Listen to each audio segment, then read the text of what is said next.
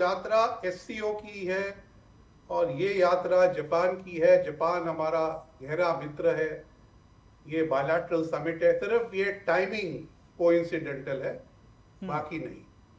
जी लेकिन जो आपने इंडो पैसिफिक का पूछा, और जी जैसे मैंने पहले कहा कि इस समय हम ये नहीं समझ सकते हैं कि शिखर वार्ता के स्तर पर प्रेसिडेंट ट्रंप क्वाड समिट के लिए भारत आएंगे कि नहीं आएंगे। और जैसे मैंने कहा, वो यहाँ के ईस्ट एशिया समिट में भी आएंगे कि नहीं, इसे कोई कह नहीं सकता है। जी इसलिए भारत और जापान का जो ये शिखर सम्मेलन है, ये बहुत महत्वपूर्ण है।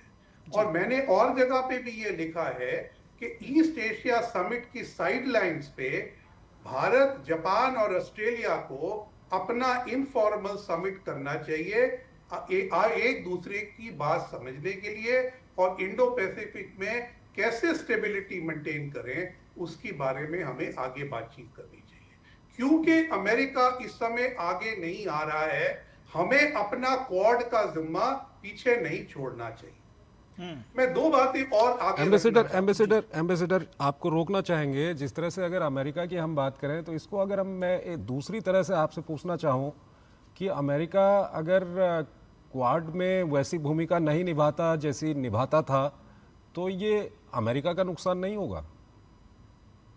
मैं ये नहीं कह रहा हूं कि क्वाड में अमेरिका भूमिका नहीं निभाएगा, वो तो निभाएगा। फिलीपींस के साथ संधि है, अमेरिका ऑस्ट्रेलिया के साथ संधि है, ताइवान को बचाने की कोशिश करेगा, तो वो तो पार्टनरशिप बढ़ाएगा।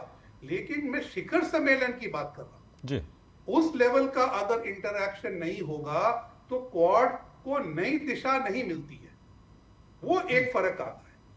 इसलिए मैं चाहता हूं कि भारत, जापान और आगे ऑस्ट्रेलिया अपने से बातचीत करते रहे जब तक अमेरिका के पास समय नहीं आता है कि बातचीत करने के लिए। लेकिन जो डिफेंस बेस पे एक्सरसाइज होती हैं इंडो पैसिफिक में, वो तो सब चल रहा है, उसमें कोई हमें नजर नहीं आता है। लेकिन अगर सपोजिंग ताइवान क्राइसिस हो जाता है इस समय, तो अमेरिका क्या करेगा ये हम कोई श्योरिटी से नहीं कह सकते। ठीक है एम्बेसडर साहब, आपसे ये भी जानना चाहेंगे कि अगर हम डिफेंस की बात करते हैं भारत और जापान के बीच में, और भारत जिस तरह से भारत ने अभी पूरी दुनिया को दिखाया आतंकवाद के खिलाफ लड़ाई किस तरह से लड़ी जाती है, ऑपरेशन सिंदूर के दौरान किस तरह से जो भारत में बने हुए हथियार हैं वो पूरी दुनिया ने देखा, और अगर हम जापान के साथ डिफेंस कोऑपरेशन की बात करें तो इसमें कितना स्कोप है, किस तरह से इसको आगे बढ़ा सकते हैं?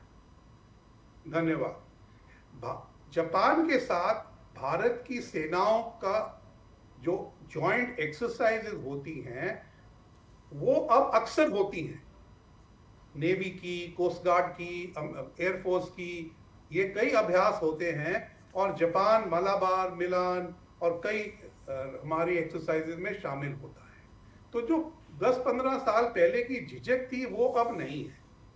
लेकिन हम जो चाहते हैं कि भारत की जो डिफेंस प्रोडक्शन और डिफेंस प्रोक्योरमेंट है वो डाइवर्सिफाई हो, तो उसमें जापान कितनी भूमिका निभा सकता है, ये एक सवाल खड़ा रहता है। अब उसमें डिफेंस इलेक्ट्रॉनिक्स आगे उभर के आया है, और हो सकता है कि आगे जो नए निवेश आए उसमें डिफेंस इलेक्ट्रॉनिक्स की चर्चा जरूर होगी। जो यूनिकॉर्न एंटेना है, मेरे सुनने में आया था कि अब वो तैयार है और भारत को दे दिए जाएंगे। उनका जॉइंट प्रोडक्शन भी आगे भारत में होना चाहिए। हाल में जापान ने ऑस्ट्रेलिया को 6 नए वॉरशिप्स देने का कॉन्ट्रैक्ट लिया है।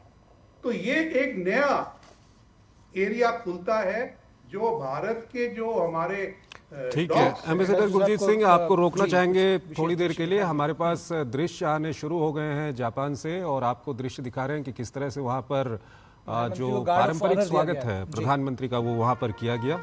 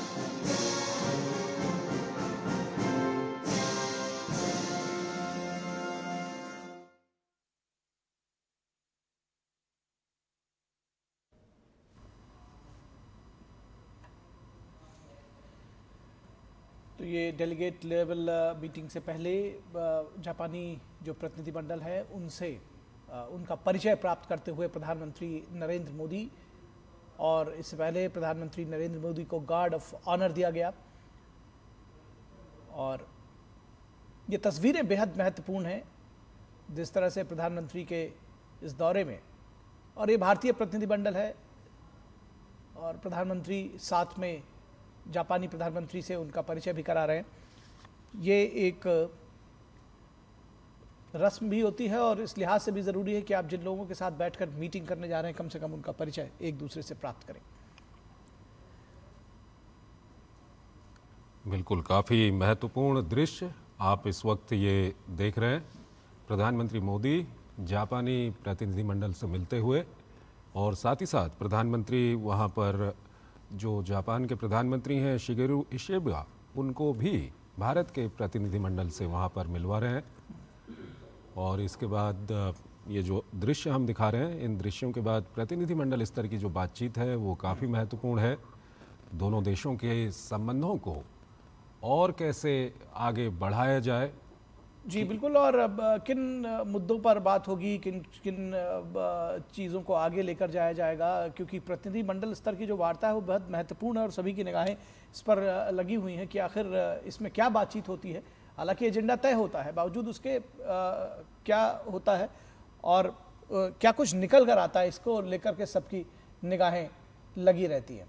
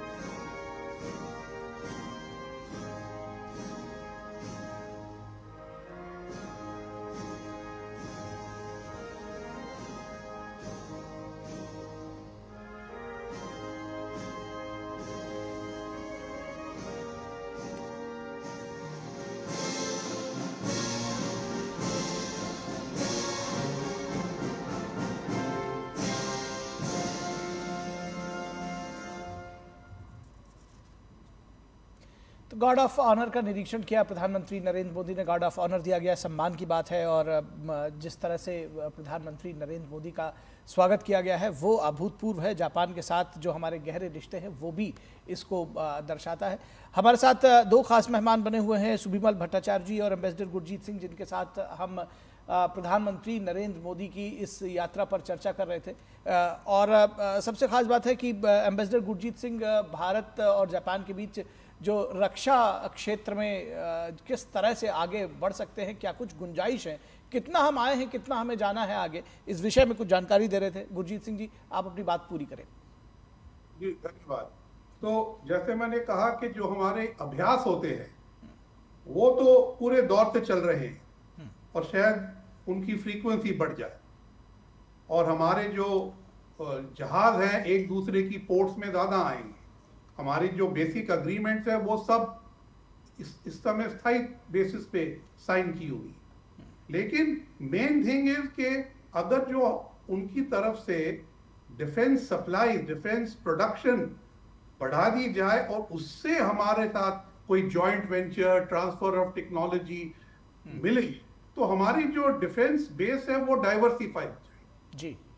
लेकिन इसमें कितनी दूर जा सकते हैं वो देखना है। अभी तो डिफेंस इलेक्ट्रॉनिक्स की बात हुई है, मैंने जिक्र किया कि यूनिकॉर्न एंटेना जो 2 साल पहले डिजाइन हुआ तो वो बन चुका है और वो अब भारत में डिलीवर हो जाएगा, लेकिन उसको भी भारत में बनाना चाहिए जी। दूसरी बात है कि अब उनके जो शिप बिल्डिंग इंडस्ट्री है वो बड़ी ताकतवर है, उसके साथ हम क्या कुछ करने के लिए तैयार हैं।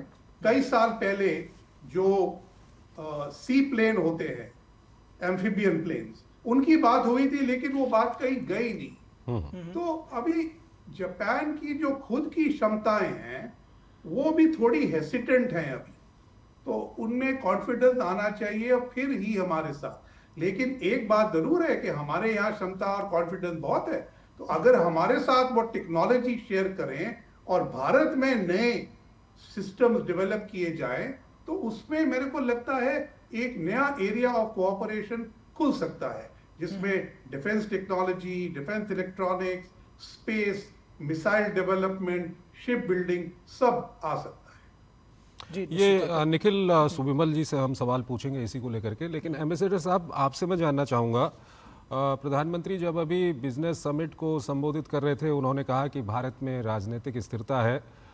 थोड़ा सा जापान में अस्थिरता देख रहे हैं हम कुछ समय से राजनीतिक रूप से, इसका कोई फर्क तो नहीं पड़ेगा संबंधों पर? सब लोग जो भी सरकार आए वो भारत के साथ मजबूत संबंध चाहती है, इसमें कोई फर्क नहीं आने वाला है। लेकिन जब वहां अस्थिरता होती है तो डिसीजन मेकिंग स्लो हो जाती है। तो इस समय जो रूलिंग पार्टी एलडीपी है उसके पास ना तो लोअर हाउस में मेजॉरिटी है, और हाल में जो 2 महीने पहले अपर हाउस का चुनाव हुआ उसमें भी उसकी मेजॉरिटी उसने गंवा दी। तो इस समय सरकार दोनों हाउसेस में माइनॉरिटी गवर्नमेंट के साथ चला रही है। तो कई लोग पूछते हैं कि अंदर रूलिंग पार्टी में उग्रवाद क्यों नहीं आता है कि प्रधानमंत्री को चेंज, आफ्टर वहां तो प्रधानमंत्री बहुत बारी चेंज होता है। तो वही लोग हंसते और कहते हैं इस समय ट्रंप सरकार के साथ कोई जूझना नहीं चाहता है। वो कहते हैं इशिबा प्राइम मिनिस्टर को जूझने दो, जब वो मामले सेटल हो जाएंगे तब हम अंदरूनी चुनाव करने की सोचेंगे। तो इसलिए मेरे को नहीं लगता है कि हमें कोई शंका होनी चाहिए। इस समय जापान में 11 पूर्व प्रधानमंत्री जीवित हैं, एक 100 साल की उम्र में जी।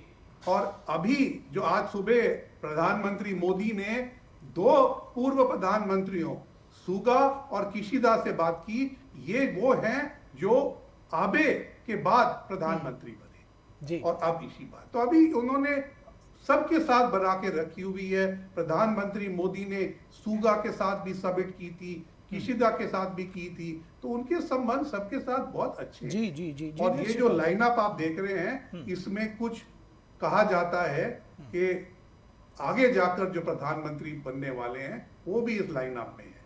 जी बिल्कुल, और प्रधानमंत्री का जो अंदाज़े बयां है, जो जिस तरह से लोगों से वो मिलते हैं, वो निश्चित तौर पर काबिले तारीफ है, और वो जो केमिस्ट्री है वो उनकी जो विश्व के नेता हों या जो दूसरे लोग हों वो साफ तौर पर दिखाई देती है। सुबिमल भट्टाचार्य जी, आप भी कुछ डिफेंस डायनामिक्स को लेकर के कुछ जोड़ना चाह रहे थे, आप इसमें कुछ कहना चाह रहे थे? जैसे एम्बेसडर गुरजीत सिंह साहब बता रहे थे कि डिफेंस कोऑपरेशन और डिफेंस इक्विपमेंट, डिफेंस इलेक्ट्रॉनिक्स में कैसे आगे जाए, तो उसमें प्रयास हो रहे 2018 से शुरू है आपकी बायलैटरल डिस्कशंस, और एक joint working group defence equipment and technology cooperation JWG DETC, वो 7-8 मीटिंग हो चुके आज तक, और उसमें प्रयास ये रहे कि किस तरीक़ा से इंडस्ट्री टू इंडस्ट्री कोलैबोरेशन बढ़ाया जाए। हालांकि separate business to business meetings defence में भी हुए।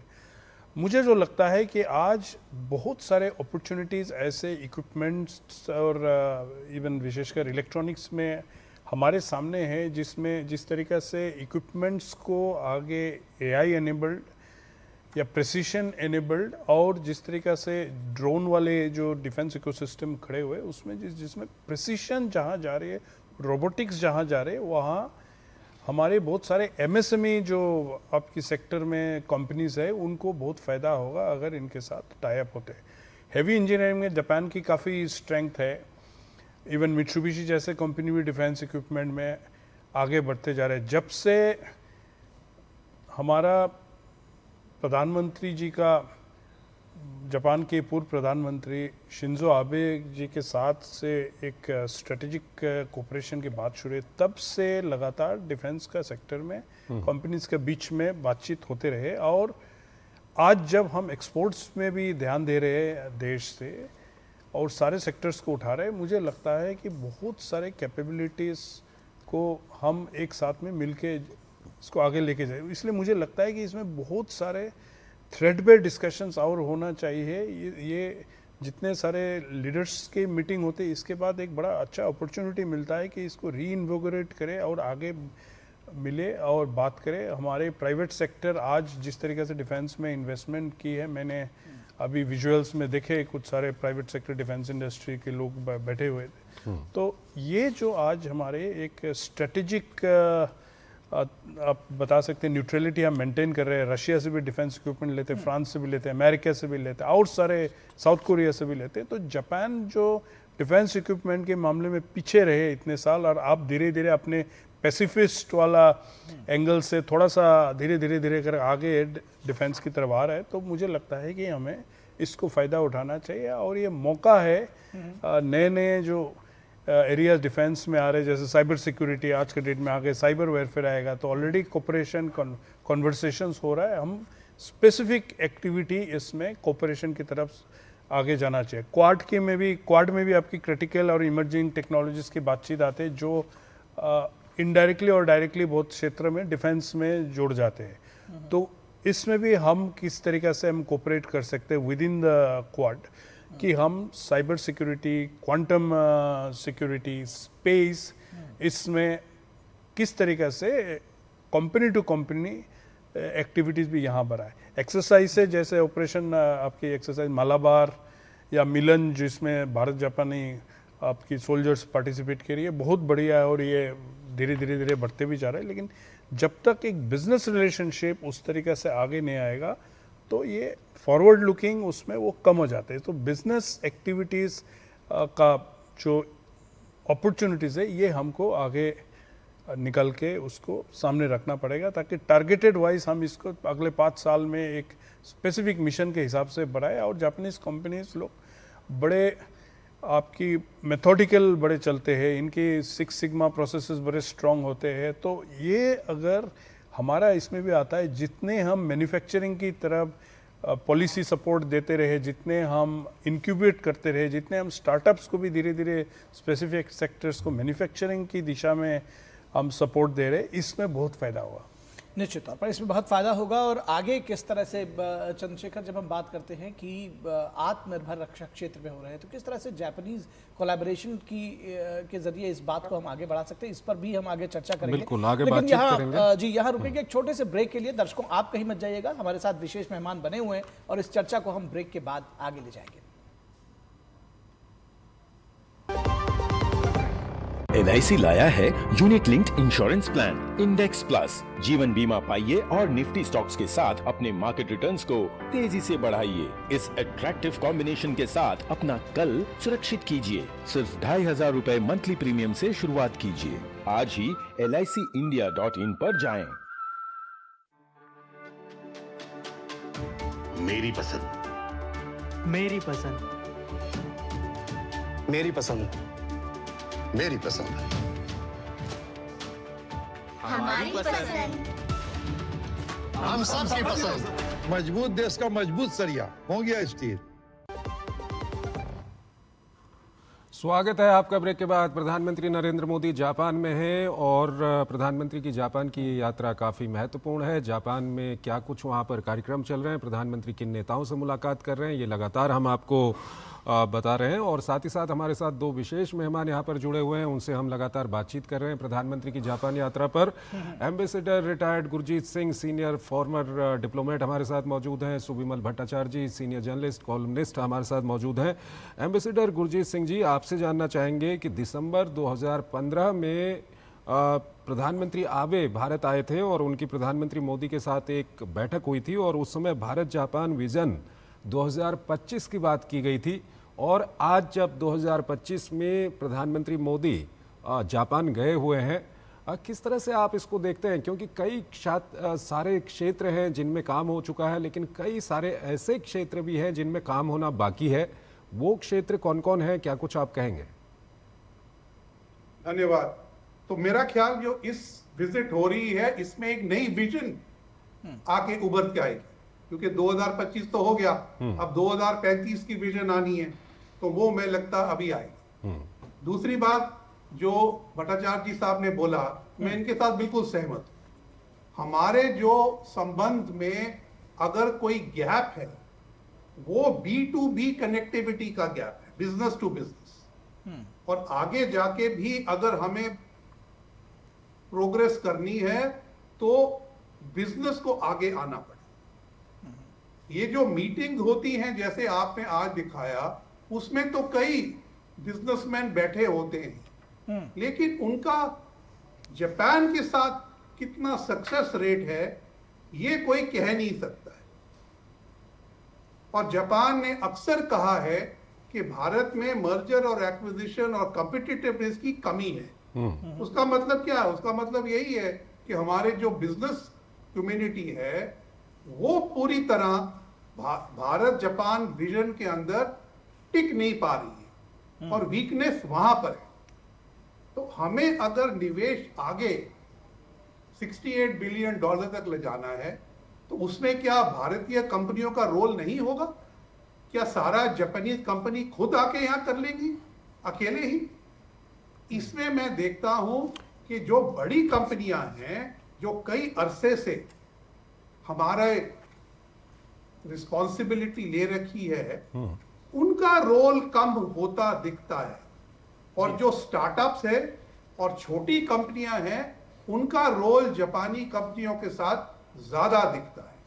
तो जापानीज स्टार्टअप फंडिंग है, जापानीज इलेक्ट्रॉनिक्स फंडिंग है, ये सब चीजों में आप देखेंगे एंसिलरी बेस पे बहुत सारी जापानीज कंपनीज आके अपने पसंदीदा कंपनियों के साथ रिश्ते बनाएंगी। ये एक भारतीय इंडस्ट्री में शेकअप आने वाला है। अभी आप देखेंगे इलेक्ट्रिक व्हीकल की फैक्ट्री खोली है, वो मारुति सुजुकी के साथ खोली है। और अगर सेमीकंडक्टर का प्लांट जापानीज लगा रहे हैं, वो टाटा के साथ। तो टाटा और मारुति के साथ अच्छे संबंध हैं, लेकिन ये अक्रॉस द बोर्ड नहीं है। तो ये बहुत बड़ी बात होती है B2B रिलेशनशिप की। चलिए ठीक है, B2B संबंधों की बात आपने की। एम्बेसडर गुरजीत सिंह जी, आपसे एक महत्वपूर्ण सवाल मैं आपके सामने रखना चाहूँगा। हाल के दिनों में भारत की ओर से आतंकवाद को लेकर के लगभग सभी मंचों पर ये बात उठाई गई है, जो क्रॉस बॉर्डर टेररिज्म है उसको लेकर के। और ये दुनिया ने देखा भी कि ऑपरेशन सिंदूर के तहत किस तरह से भारत ने आतंकवाद को जवाब दिया।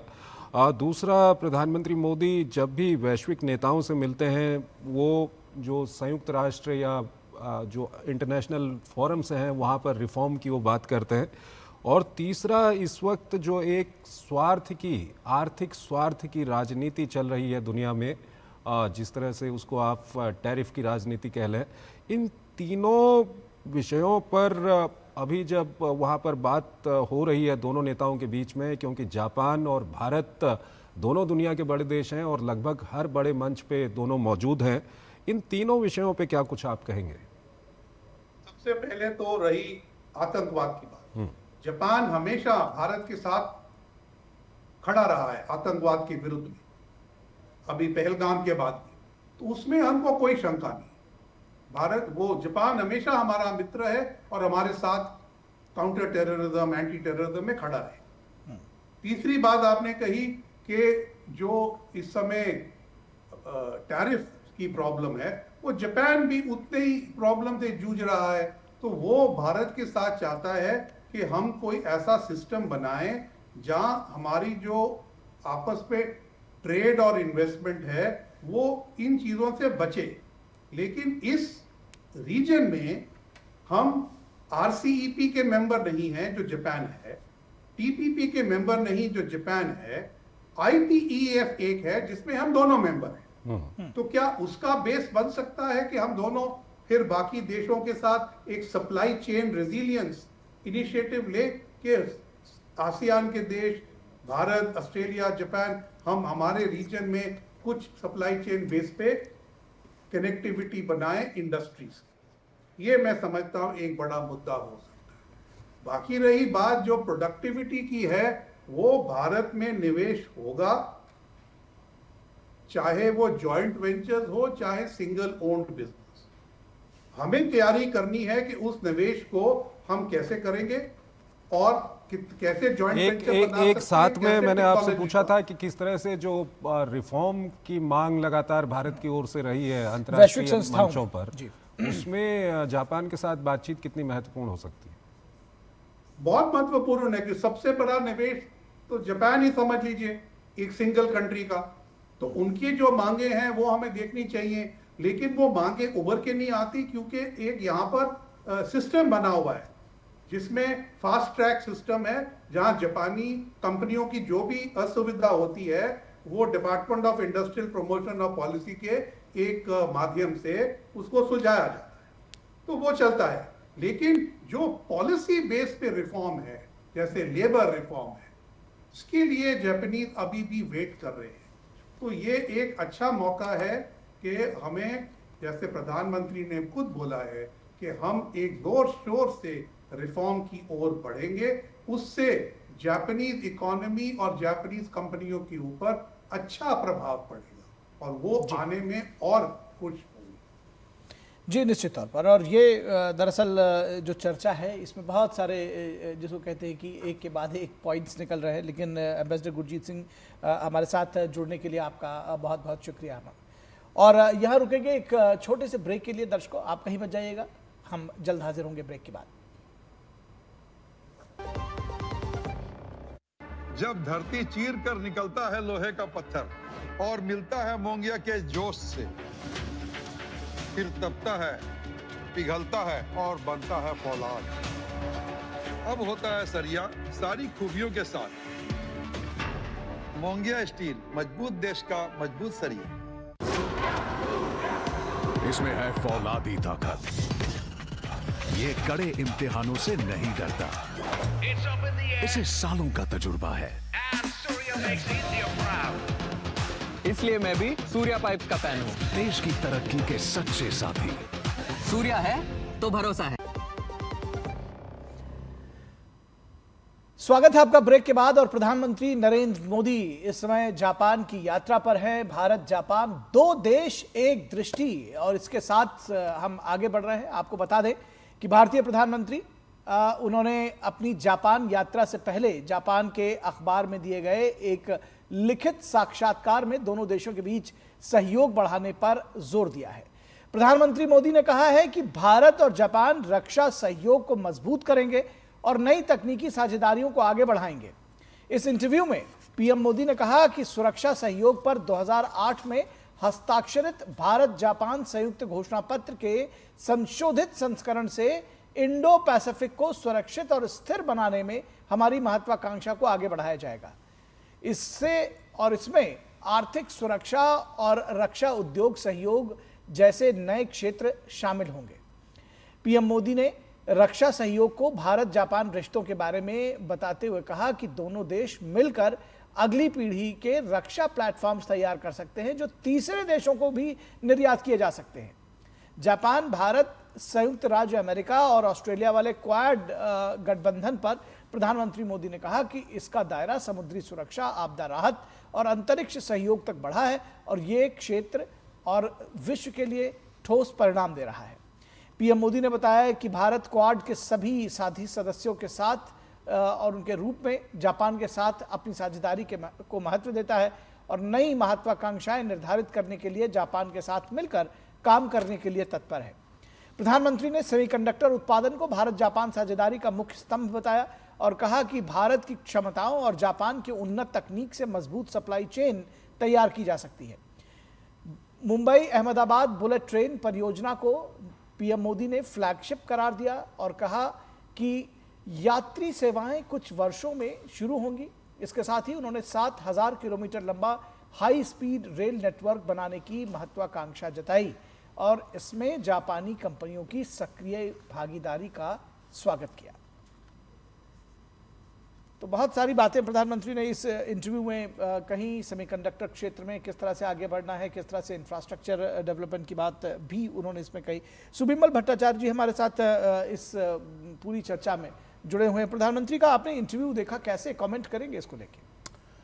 देखिए, एक अभी हमने इसमें ऑलरेडी बात कर चुके हैं कि डिफेंस, सेमीकंडक्टर्स, आर्टिफिशियल इंटेलिजेंस, ये सारे ऐसे एरियाज है जिसमें हम कोऑपरेशन आगे बढ़ा सकते हैं और इसमें विस्तारित रूप में ये जो आज 15th मीटिंग होंगे इसमें उठेंगे। इसके बाद जो आते हैं निखिल, जो इम्प्लीमेंटेशन स्टेज में रहेगा, जहाँ बिजनेस टू बिजनेस कॉन्वर्सेशन होगा, जहाँ टेक्नोलॉजी ट्रांसफ़र की बात आएगी, ये बड़ा महत्वपूर्ण रहता है। थोड़ा पहले अपने एम्बेसडर गुरजीत सिंह ने बताया था कि स्टार्टअप्स और नए नए लोग जो बिजनेस में आए, कुछ एक आइडिया और स्पार्क लेके, ये आज भी आप पकड़ लीजिए कि जो बड़े बड़े पुराने कंपनीज में एक लिगेसी, एक वे ऑफ वर्किंग होता है, कभी कभी जो आपकी ईज़ ऑफ बिजनेस में भी कभी कभी बाधाएं आ जाते हैं।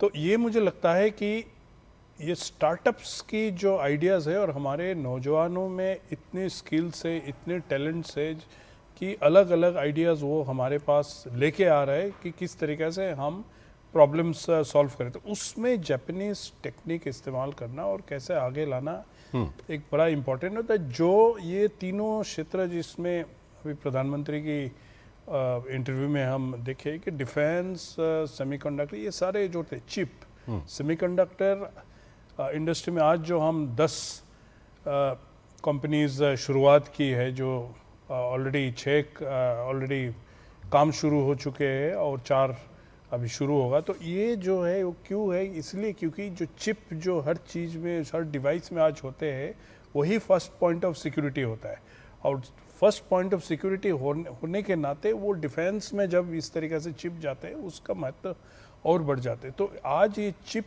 के माध्यम से, ये इलेक्ट्रॉनिक्स इकोसिस्टम के माध्यम से जो सारे आप ड्रोन्स लीजिए या मिसाइल्स लीजिए, कुछ भी आप लीजिए। सुबिमल जी, जो ये साक्षात्कार की हम बात कर रहे हैं, इसमें एक मुंबई अहमदाबाद बुलेट ट्रेन परियोजना को जो फ्लैगशिप करार दिया है और साथ ही साथ 7,000 किलोमीटर लंबा हाई स्पीड रेल नेटवर्क बनाने की जो महत्वाकांक्षा जताई है, किस तरह से आप देखते हैं? क्योंकि भारत और जापान के बीच में अगर हम बुलेट ट्रेन की बात करें या हाई स्पीड रेल नेटवर्क की हम बात करें, तो ये काफ़ी अपने आप में एक महत्वपूर्ण संबंधों का एक पहलू है।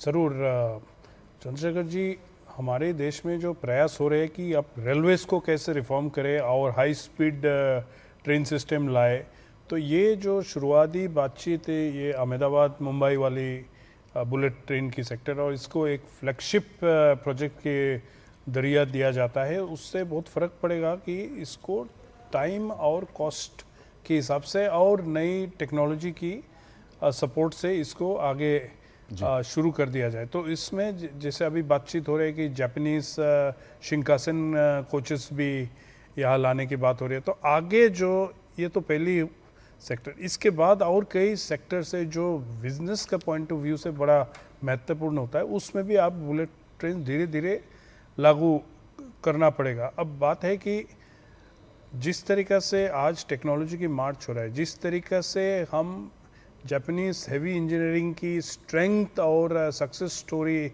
इतने सालों से हम देख रहे हैं, और बड़ा एक सेफ सिस्टम है। आप कभी सुनोगे नहीं कि इनकी किसी तरीक़ा से एक्सीडेंट। तो सेफ्टी और नया टेक्नोलॉजी ये हमारे रेलवे सिस्टम में जब आते हैं तो हमारा रेलवेज़ के लिए भी एक रिफॉर्म का तरीका से, और साथ साथ में बहुत सारे जो कंपनीज है रेल सेक्टर में जुड़ते हैं, इनको भी नया क्षेत्र में काम करने का मौका मिलेगा। जी बिल्कुल। हमारे साथ हमारे संवाददाता अजय मिश्रा इस वक्त मौजूद हैं टोक्यो जापान से, उनसे जुड़ते हैं और थोड़ा ऑन ग्राउंड सिचुएशन भी लेते हैं। अजय, किस तरह से आप देख रहे हैं इस यात्रा को, और साथ ही साथ सबसे पहली बात तो ये जो 15वां भारत जापान शिखर सम्मेलन है, इसको लेकर के सबकी निगाहें हैं, किस तरह से देखते हैं इस समिट को, क्या कुछ उम्मीदें हैं?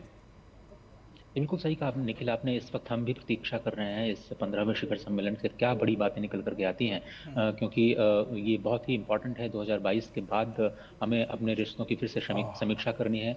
जो 2014 में रणनीतिक वैश्विक पार्टनरशिप के स्तर पर जो दोनों देशों के बीच रिश्ते गए थे, आज मुझे लगता है कि द्विपक्षीय वार्ता के बाद कुछ बड़े इन्वेस्टमेंट का ऐलान हो सकता है।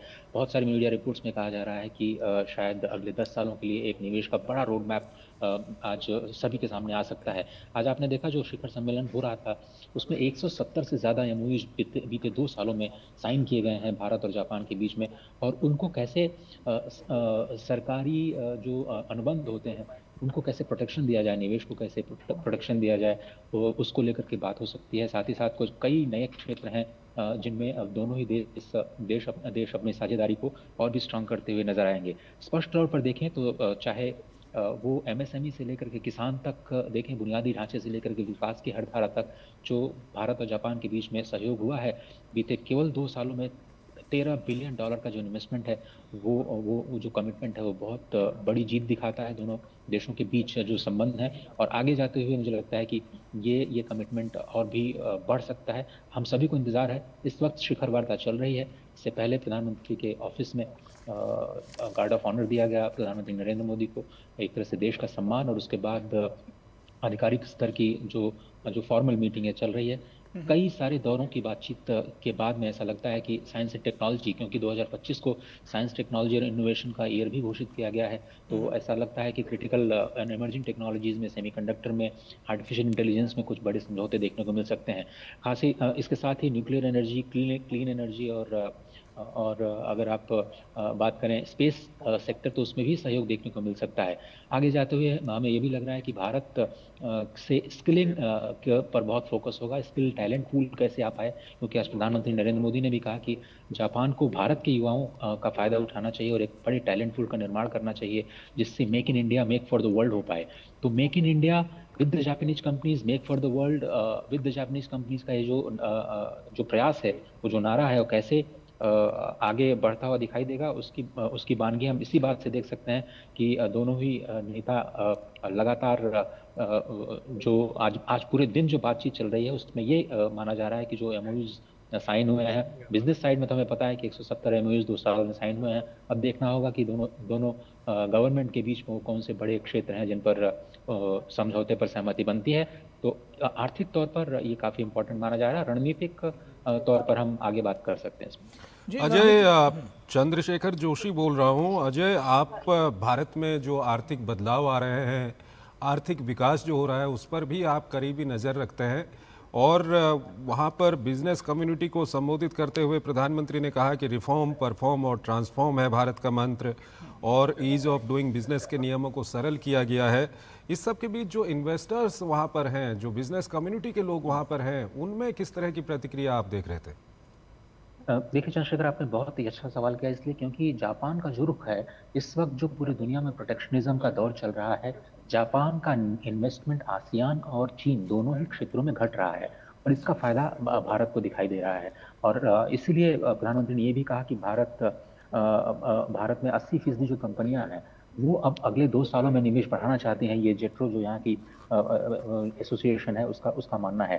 और 75% उसमें से मुनाफे में है। तो आप ये समझिए कि आगे जाते हुए एक मेगा इन्वेस्टमेंट, और अगर मैं थोड़ा सा रिस्क लेते हुए आपको बता पाऊँ कि अगले 10 सालों में प्राइवेट सेक्टर से 10 ट्रिलियन येन का इन्वेस्टमेंट कमिटमेंट हो सकता है, तो शायद मैं गलत नहीं होगा।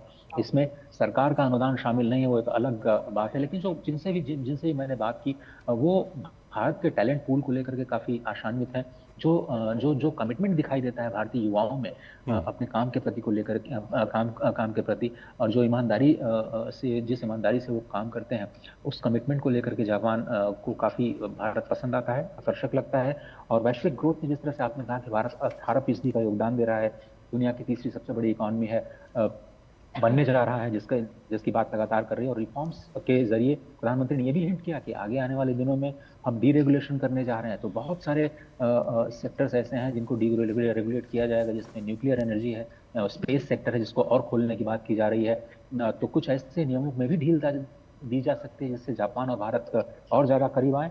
और जिन रिफॉर्म्स की बात आज प्रधानमंत्री नरेंद्र मोदी ने की, जिसमें जीएसटी रिफॉर्म शामिल है, इनकम टैक्स कोड को जो अभी एक तरह से उसको मंजूरी दी गई है, इन सबके पीछे विकसित भारत का संकल्प है। और अमृत काल के इस युग में जापान शायद सबसे भरोसेमंद सहयोगी के रूप में सामने आ सकता है और भारत के साथ कदम ताल कर सकता है, क्योंकि जापान को भरोसा है भारत के टैलेंट पर, जापान को भरोसा है भारत की ईमानदारी पर, और भारत को भरोसा है जापान की तकनीकी सहयोग पर और खासतौर पर निवेश पर, जो एक मजबूत भरोसेमंद सहयोगी के रूप में हमेशा से खड़ा दिखाई दिया है। अजय, एक और आपसे मैं सवाल जानना चाहूँगा। जैसे आपने बताया कि दुनिया में प्रोटेक्शनिज्म बढ़ रहा है और जापान का जो इन्वेस्टमेंट है वो आसियान और चाइना में कम हो रहा है, इस सब के बीच चाहे हम जापान की बात करें, भारत की बात करें, ये देश अलग अलग जो ट्रेड फोरम्स हैं उनके सदस्य हैं।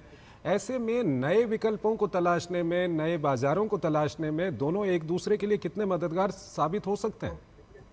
देखिए, एक बड़ी बात यह है कि आज ग्लोबल साउथ में जितना बड़ा बाजार है, जापान को ऑटोमेटिकली भारत में काम करने को मिल जाता है। और जापान का सबसे बड़ा आकर्षण यही है कि अगर वो भारत में मैन्युफैक्चरिंग करते हैं तो उनके लिए अफ्रीका से ग्लोबल साउथ के एक बड़े बाजार तक उनकी पहुंच हो जाती है। भारत अपने आप में बहुत बड़ा डोमेस्टिक मार्केट है ही है, लेकिन अगर हम थोड़ा सा हट करके दोनों देशों के बीच में जो पीपल टू पीपल कनेक्ट है, जिसमें कई सारे भारतीय इंटर्न्स यहाँ पर आकर के पढ़ाई कर रहे हैं, 2200 से ज़्यादा इंटर्नशिप के प्रोग्राम जो है वो चल रहे हैं। अगर आप देखें दोनों ही देशों के बीच में जो एजुकेशन के जो टाइज हैं वो काफ़ी इंपॉर्टेंट हैं। वो आईआईटी बॉम्बे जिस तरह से जॉइंट इंस्टीट्यूशन ऑफ एक्सीलेंस बना रहा है, आईआईटी हैदराबाद ने शिमान यूनिवर्सिटी के साथ समझौता किया है, और हाई एनर्जी जो एक्सपेरिमेंट्स होते हैं R&D को लेकर के, वो काफ़ी इम्पोर्टेंट नज़र आ रहे हैं। तो जो दोनों देशों के बीच में ये जो हम बात कर रहे हैं सहयोग की, उसकी जो जड़ें हैं चंद्रशेखर, उस पर मैं बात करना चाहूँगा, क्योंकि आज के पूरे दिन की जो खास बात ये भी है कि हार्ड टॉक्स के साथ साथ जो सॉफ्ट डिप्लोमेसी है उस पर भी चर्चा की गई है। और जिस तरह से आपने देखा कि शौरिंजन दारोमा ने जो एक बहुत ही खूबसूरत डॉल प्रधानमंत्री को गिफ्ट की, उसका बहुत ही जबरदस्त इतिहास है, जिसका चीन, जापान और भारत दोनों के साथ संबंध है। तो एक कॉमन सिविलाइजेशन के आधार पर ये जो दोनों देश आगे बढ़ने का प्रयास कर रहे हैं वो विन-विन साबित होता हुआ दिखाई देगा। और ठीक है अजय, बहुत आपका शुक्रिया हमारे साथ जुड़ने के लिए और महत्वपूर्ण जानकारियां हमारे दर्शकों के साथ साझा करने के लिए। और एक और खास मेहमान हमारे साथ जुड़ गए हैं चंद्रशेखर, उनसे परिचय करा दें अपने दर्शकों का। हमारे साथ है doctor Rajan Kumar, school of international studies JNU से जुड़ चुके हैं। डॉक्टर कुमार, बहुत स्वागत है आपका। और जिस तरह से हम चर्चा कर रहे हैं, जो अभी बिजनेस फोरम की बैठक में भी प्रधानमंत्री ने इन चीज़ों को कहा, और अभी जो इंटरव्यू दिया उसमें भी आपने देखा कि जो बात सामने आई उसमें भी कहा कि सेमीकंडक्टर उत्पादन को भारत जापान साझेदारी का मुख्य स्तंभ बताया है। तो ये जो अभी चर्चा हो रही है उसको किस तरह से देखते हैं इस विशेष संदर्भ में, कि कौन से ऐसे प्रमुख बिंदु हैं, कौन से ऐसे प्रमुख एजेंडे हैं जो इसमें शामिल रहेंगे, जिसकी उम्मीद की जानी चाहिए? देखिए, जापान और भारत के साथ जो संबंध हमारे काफ़ी कॉम्प्रिहेंसिव हैं। In fact comprehensive economic partnership agreement बोला भी जाता है उसको। टेक्निकल टर्म की अगर मैं बात करूं, दोनों देशों के बीच में संधि हुई थी 2011 में, और वह एक तरह से फ्री ट्रेड जो एग्रीमेंट होता है उसका पहला स्टेप होता है कि, और वो हमने जापान के साथ अभी से लगभग 13-14 साल पहले साइन कर चुके हैं। उसके बाद दोनों देशों में व्यापार में काफ़ी वृद्धि हुई है। व्यापार जानते हैं कि लगभग 21 से 22 बिलियन डॉलर के आसपास है। हालांकि यह जरूर है कि जापान के साथ भी हमारा ट्रेड डेफिसिट है, तो वह एक मुद्दा निश्चित रूप से आएगा कि कैसे हम जापान में ज़्यादा एक्सपोर्ट कर सकते हैं। और इस संदर्भ में भी यह महत्वपूर्ण इसलिए हो जाता है क्योंकि अभी अमेरिका से जिस ढंग के संबंध चल रहे हैं, तो वैसे दूसरे जो ऑल्टरनेटिव देश हैं उनके साथ हम अपने व्यापार को कहाँ पे बढ़ा सकते हैं, खासकर एक्सपोर्ट को कहाँ पे बढ़ा सकते हैं। दूसरा कि आपने जो बहुत ही महत्वपूर्ण बात की वो सेमीकंडक्टर की बात की। तो अभी पूरे विश्व में दो समस्याएं हैं जिस पे सारे देशों की नज़र है, क्योंकि आप सेमीकंडक्टर चिप्स जो है वो अमेरिका देने से मना कर सकता है। अगर संबंध किसी भी देश का खराब होता है तो वैसा कर सकता है। चीन को उसने चोखोल पॉलिसी के तरीके से सेमीकंडक्टर बंद करने की कोशिश की, लेकिन चीन ने एक ऑल्टरनेटिव, उनकी जो कंपनी है हुआवे कंपनी जो है उसने सेमीकंडक्टर डेवलप कर लिया और उसके बाद चीन ने भी फिर रेयर अर्थ मटेरियल भेजना सप्लाई बंद कर दिया। तो फिर अमेरिका झुक के सेमीकंडक्टर M20 जो उनका सेमीकंडक्टर है एनवीडिया का, तो वो चीन को भेज रहा है। लेकिन भारत के साथ अभी दिक्कत यह है कि हमें वो सेमीकंडक्टर चिप करने में तैयार करने में समय लगेंगे और भारत के पास मतलब कैपेसिटी है, हमारे पास इंजीनियर की कमी नहीं है, पैसे की उस ढंग की कमी नहीं है, लेकिन टेक्नोलॉजी में जापान आप जानते हैं कि भारत से आगे है। तो वहाँ पे एक बहुत ही महत्वपूर्ण एक केंद्र बिंदु हो सकता है जहाँ पे दोनों देश सहयोग कर सकते हैं और सेमीकंडक्टर का जो सप्लाई है उसको हम एश्योर कर सकते हैं, यानी सप्लाई चेन जो डिसरप्शन की संभावना है उसको हम रोक सकते हैं और इस पे भारत और जापान दोनों काफ़ी अच्छा सहयोग कर सकते हैं। तीसरा कि आप जानते हैं कि चीन के साथ हमारे विजिट्स हो रहे हैं, शंघाई कोऑपरेशन ऑर्गेनाइजेशन की मीटिंग है, प्रधानमंत्री जा रही है, यह सब ठीक है, लेकिन पूरी तरह से हम चीन पे भी भरोसा उस ढंग से नहीं कर सकते क्योंकि रेयर अर्थ मटेरियल जो चीन जिस ढंग से अभी पूरे विश्व में कंट्रोल कर रहा है, तो ये हम नहीं चाहते हैं कि कोई भी देश इस ढंग से पूरे जो उनके जो खाद्यान्न है जो 72% लगभग चीन अभी कंट्रोल करता है, तो वैसे में इस ढंग के खाद्यान्नों की जरूरत पड़ेगी जहाँ पे भारत और जापान दोनों सहयोग कर सकते हैं। तो रेयर अर्थ मटेरियल का एक्सेस और फिर उसको प्रोसेस करना, फिर उसको सेमीकंडक्टर इत्यादि में बनाना, तो ये बहुत ही एक इम्पॉर्टेंट इशू है। उसके अलावा जो दोनों देशों में बातचीत होंगी तो काफ़ी कॉम्प्रिहेंसिव, तो डिफेंस और सिक्योरिटी की भी बात होती है कि हम वहाँ पे फ्री और ओपन नेविगेशन की बात करते हैं। वहाँ पे जो साउथ चाइना सी में जो चीन का बढ़ता दबदबा है इत्यादि, तो हम चाहते हैं कि वहाँ पे कैसे कोई भी देश, चीन हो या कोई भी थर्ड कंट्री हो, तो जो हमारा फ्री नेविगेशन चल रहा है उसको वो नहीं रोके, क्योंकि आप जानते हैं कि हमारा जो ट्रेड हो रहा है अभी पूरे साउथ ईस्ट एशिया के देश से, या फिर अगर मैं बात करूँ ईस्ट एशिया, जापान, कोरिया, चीन और रूस का भी वह इलाका इत्यादि, तो इसी रास्ते से हो रहा है। और वैसे में अगर साउथ चाइना सी में अगर चीन उसको नियंत्रण करने की कोशिश करता है तो यह जापान और भारत के लिए बहुत बड़ी समस्या हो सकती है। और चीन का जो 9 डैश लाइन जिसके हिसाब से वो साउथ चाइना सी में क्लेम करता है उसको अंतर्राष्ट्रीय कानून नहीं मानता है। फिलीपींस उसके विरोध में कानून जो इशू थे उसमें एक केस हुआ था इंटरनेशनल कोर्ट में, तो वो जीत भी चुका है। तो भारत, जापान इत्यादि देश और आसियान के देश अगर साथ में रहते हैं तो उसका सीधा दबाव चीन पे पड़ेगा और फिर चीन इस ढंग की कोशिश नहीं करेगा कि वह वहाँ पे जो उसके क्लेम है उसको इम्प्लीमेंट मिलिट्रली करने की कोशिश करे। तो ये मुझे लगता है कि एक इम्पॉर्टेंट बिंदु है। और एक और चीज़ बता दूँ, जापान के दृष्टिकोण से अगर मैं बात करूँ तो यह जो विजिट है क्यों इम्पोर्टेंट है। देखिए, जापान सबसे वल्नरेबल कंट्री अभी के समय में होता जा रहा है। उसकी इकोनॉमी की हालत उतनी अच्छी नहीं है और इकोनॉमिक से ज़्यादा क्या हो रहा है कि नॉर्थ कोरिया के पास न्यूक्लियर वेपन्स हैं। आप जानते हैं नॉर्थ कोरिया का सहयोग आपने देखा कि किस ढंग से रूस यूक्रेन युद्ध में रूस के साथ उसके सहयोग बढ़ गए हैं। जापान का संबंध जो है रूस के साथ अच्छे नहीं है और जापान के संबंध चीन के साथ भी अभी अच्छे नहीं है। सबसे बड़ी समस्या है कि चीन के साथ उसके अच्छे संबंध नहीं है। और ट्रंप यह बोल रहे हैं कि जापान को भी यह बोल रहे हैं कि आप अमेरिका में आके इन्वेस्ट करो, दूसरे देशों में इन्वेस्ट नहीं करो। तो और आप जानते हैं कि जापान की जो सिक्योरिटी है यह पूरी तरह से अमेरिका पे डिपेंडेंट है, निर्भर है। उनकी अपनी उस ढंग से इंडिपेंडेंट आर्मी नहीं है जो विश्व युद्ध के बाद के जो नियम बने थे उसके तहत से। तो वैसे में जापान अभी काफ़ी वल्नरेबल हो गया है क्योंकि रूस से उसके संबंध अच्छे नहीं है, चीन के साथ उसके संबंध अच्छे नहीं है और नॉर्थ कोरिया वहाँ पे उनको तंग कर रहा है रोज के रोज हिसाब से। और फिर अमेरिका जो एक सिक्योरिटी गारंटर था वहाँ पे, वह बोल रहा है कि हमें ज़्यादा पैसे देने पड़ेंगे, हम वहाँ पे सपोर्ट नहीं कर सकते जैसा पहले करते हैं। ट्रंप की जो नीति है प्रोटेक्शनिस्ट और आइसोलेशनिस्ट की जो पॉलिसी है। डॉक्टर कुमार यहीं पर आपसे सवाल पूछना चाहेंगे कि जो ये प्रोटेक्शनिज्म की जो नीति चल रही है इसमें जापान की हम बात करें तो जैसे हमारे संवाददाता अजय अभी बता रहे थे कि आसियान या चाइना में उनका इन्वेस्टमेंट घट रहा है, या जिस तरह की अभी नीतियां चल रही हैं उसकी हम बात करें, तो ऐसे में भारत कई सारे ट्रेड फोरम्स हैं जिनका भारत मेंबर है, हम ब्रिक्स की बात करें, दूसरे संगठनों की बात करें, इसी तरह से वहाँ पर जापान जो है कई सारे फोरम्स हैं जिनका मेंबर है।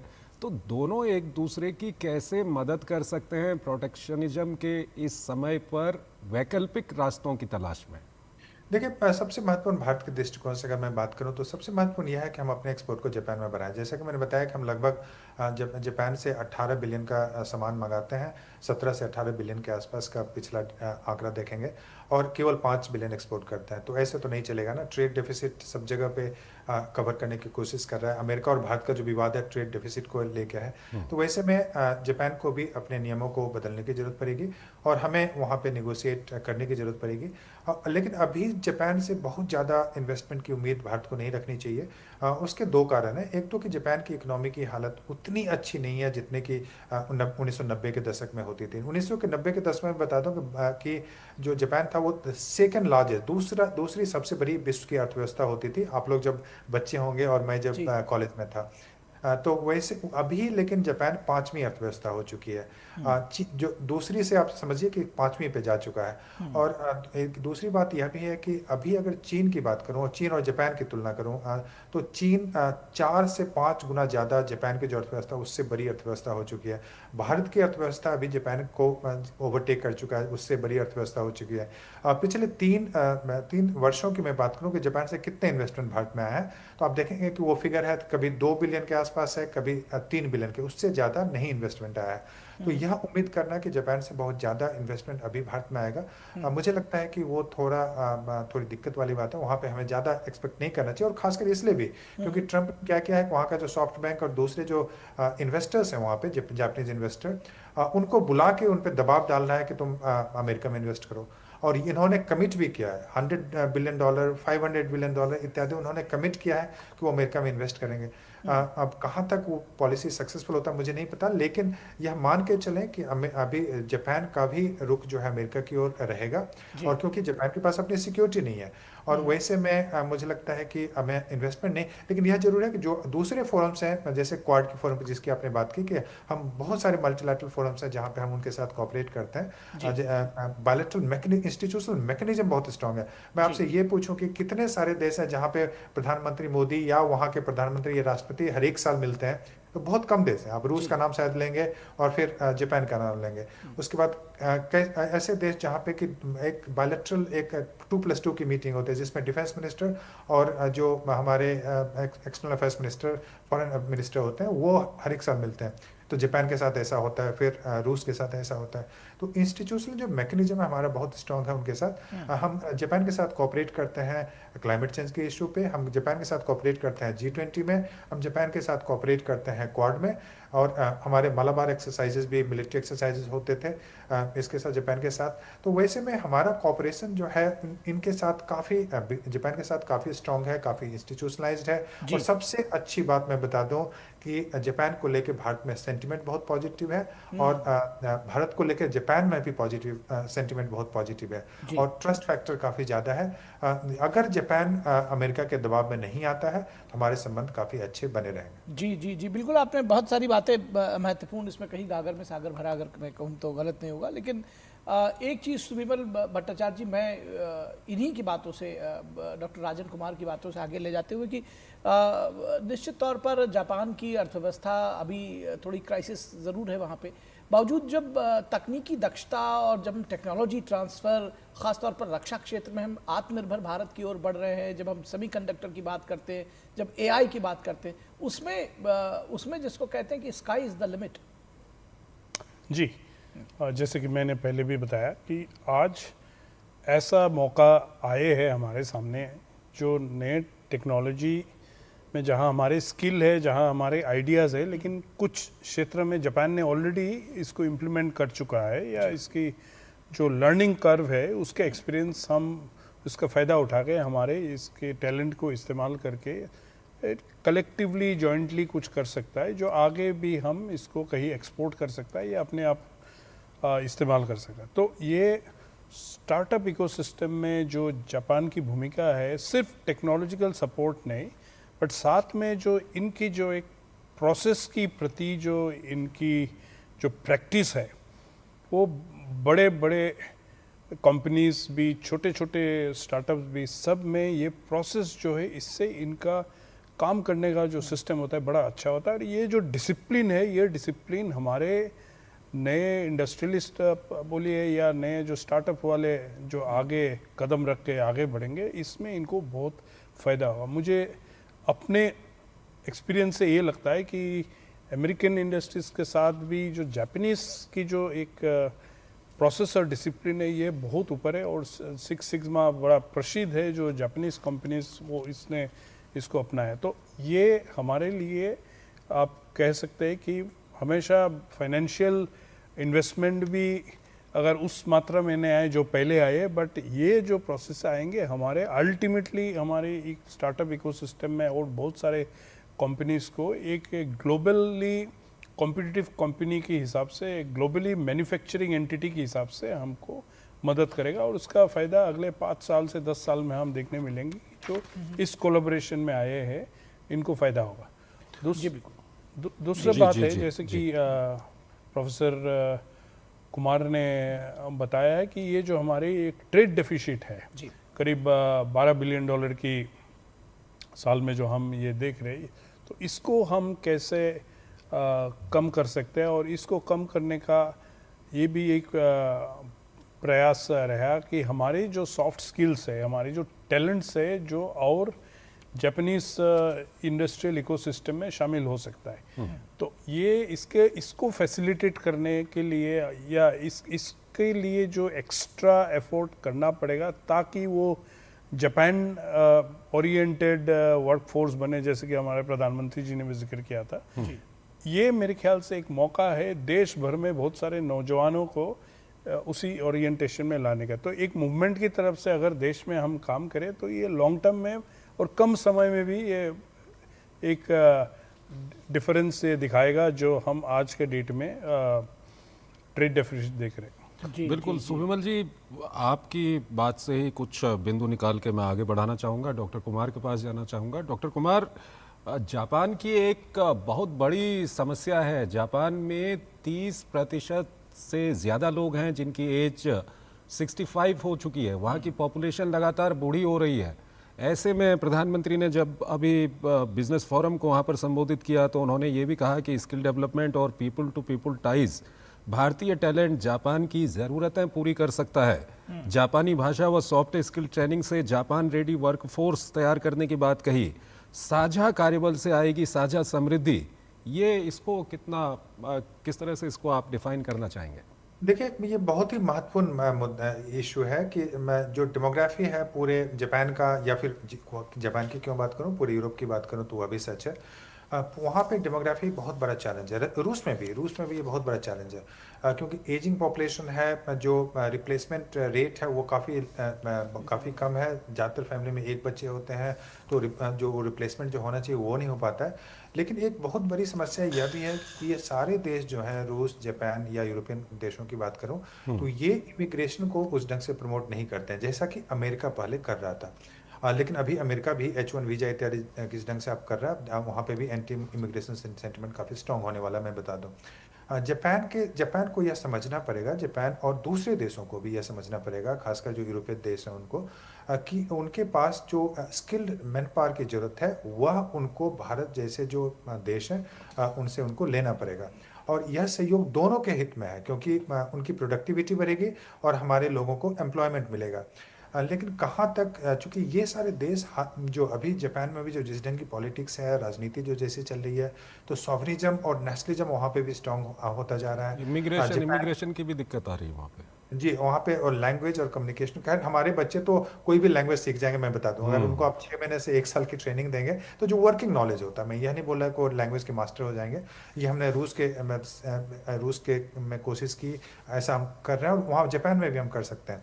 लेकिन सबसे बड़ी समस्या है कि ये सारे देश जो हमने सेपा भी किया, जैसा मैंने बताया कि कॉम्प्रिहेंसिव इकोनॉमिक पार्टनर्स, उसमें जो सर्विस ट्रेड है उसमें एक माइग्रेशन और मोबिलिटी का इशू है, उसमें हमने साइन किया है। लेकिन इसके बावजूद जिस ढंग से भारत से जो स्किल लेबर जापान में जा सकता था वैसा तो नहीं जा रहा है, और ना ही वहाँ से हमारे जो रेमिटांस इत्यादि आ सकते, तो वैसा। तो जापान को, मुझे लगता है कि जापान को भी उसका कारण एक तो खुद का उनका इकोनॉमी है, अभी स्थिति उतनी अच्छी नहीं है, दूसरा कि जो नेशनलिज्म का सेंटिमेंट स्ट्रांग है, और तीसरा जो उनका फोकस हमेशा उनका भी रहा है कि वो अमेरिका से करीब जाने की कोशिश करते हैं, अपने आप को G7 कंट्री हैं तो उस हिसाब से पॉलिसीज़ भी लाने की कोशिश करते हैं। तो जो प्रधानमंत्री ने जो बात की बिल्कुल सही बात की, और हमें हर एक देश से वैसी बात करनी चाहिए कि देखिए हम जो इकोनॉमी है कितनी बड़ी इकोनॉमी होने वाले हैं। देखिए हम अगले 15 से 20 वर्षों में 25 से 30 ट्रिलियन इकोनॉमी होने वाला, मैं 47 तक की बात करूं तो 30 से 35 ट्रिलियन इकोनॉमी हम बनने वाले हैं, इसमें कोई शक नहीं है, और इस कोई फर्क नहीं पड़ता है कि कौन सी सरकार है वो। तो 30 से 35 ट्रिलियन इकोनॉमी में जापान की इकोनॉमी का इंटीग्रेशन होगा तो जापान को काफ़ी बड़ा मार्केट मिलेगा।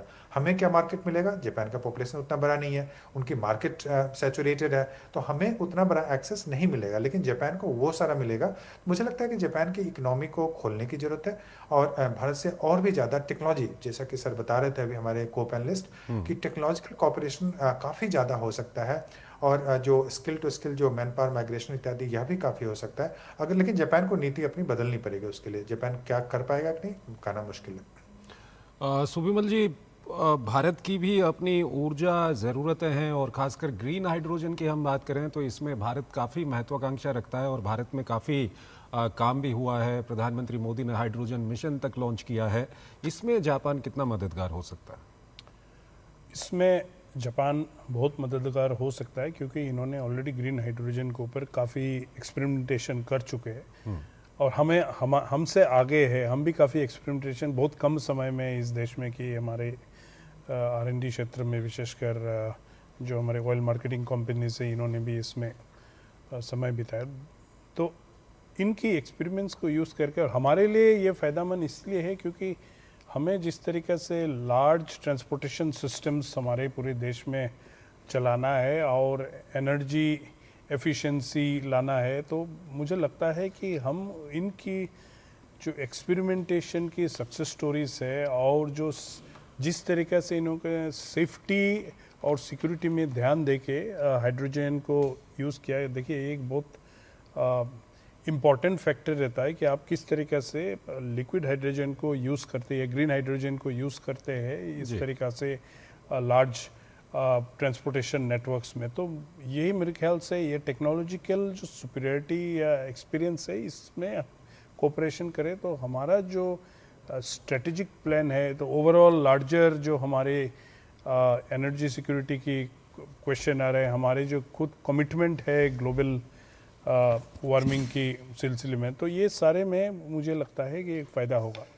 साथ साथ में न्यूक्लियर एनर्जी भी जिस तरीके से जापान ने अपनाया है, हालांकि फुजियामा की एक इंसिडेंट रहे है, बट ये वन ऑफ इंसिडेंट है, और जिस प्रोसेस से ये लोग चलाते हैं और जिस तरीक़ा से इन्होंने सेफ्टी सिक्योरिटी के ऊपर ध्यान देते हैं, और न्यूक्लियर एनर्जी एक बड़ा क्लीन एनर्जी है, तो हमारे देश के जो एनर्जी रिक्वायरमेंट्स है हमेशा बढ़ते जा रहा है, क्योंकि हमारे एस्पिरेशंस और साथ साथ में जो प्रयास है सरकार की तरफ से पॉलिसी लेवल में, और जिस तरीक़े से इंडस्ट्रीज हमारे आ रहे हैं, तो हमारे एनर्जी नीड्स हमेशा बढ़ते जाएंगे। तो उसमें हम अगर क्लीन एनर्जी, सेफ एनर्जी सामने लाए, तो उसमें फिर भी जापानीज़ एक्सपीरियंस को हमको इस्तेमाल करना पड़ेगा। आगे बहुत सारे जापानीज़ कंपनीज जो है वो आके यहाँ निवेश कर सकता है इस क्षेत्र में, तो ये मुझे लगता है कि एक बहुत बड़ा मौका है। जी, निश्चित तौर पर हमारे साथ हमारे संवाददाता अजय मिश्रा इस वक्त जुड़े हुए हैं टोक्यो से, तो उनके पास चलते हैं और जानने की कोशिश करते हैं। अजय, क्या कुछ ताज़ा अपडेट आप हमको देंगे? सभी की निगाहें जो समिट है उसको लेकर के उस पर लगी हुई है, क्या कुछ बात हो रही है, क्या कुछ निकल कर के आएगा, क्या जानकारी है आपके पास? बिल्कुल निखिल, जिस तरह से आपने कहा कि हम सभी लोग प्रतीक्षा कर रहे हैं 15वें भारत जापान शिखर सम्मेलन के उन फाइनल डॉक्यूमेंट्स की, जिन पर दोनों देशों के रिश्ते अगले 10 साल, अगले 20 साल लंबे समय के लिए और भी मजबूत होने जा रहे हैं। आपको बताएं निखिल कि एक बड़ा अच्छा कॉन्सेप्ट है जापान में जिसको नियमावाशी बोलते हैं। आप कोई भी प्रोजेक्ट देखेंगे तो उसका आधार यानी फाउंडेशन बनाने में आपको ऐसा लगेगा कि अरे बहुत ज़्यादा समय चला गया, मतलब 3 महीने तक केवल फाउंडेशन बनाई जाती है, लेकिन अगर उसके ऊपर एक बार इमारत बन के तैयार होती है ना तो वो सैकड़ों साल तक मजबूती से टिकी रहती है। भारत और जापान के बीच में मुझे लगता है कि ऐसा ही संबंध इस वक्त दिखाई दे रहा है। जो आधार है बीते 40-50 वर्षों में जो दोनों देशों ने अपने भरोसे का बनाया है, खासतौर पर साल 2014 के बाद तो जापान और भारत के बीच में जो एबोनॉमिक्स और शिंजोनॉमिक्स की बात की जा रही है, एबोनॉमिक्स और मोदीनॉमिक्स की बात की जा रही है कि दोनों देशों के जो रिश्ते हैं वो ऐतिहासिक स्तर पर 2014 के बाद सुधरने शुरू हुए हैं और ऐसा लग रहा है कि अब ये मजबूत आधार बड़ी इमारत के लिए तैयार हो रहा है। तो उसी बड़ी इमारत की बात शायद आज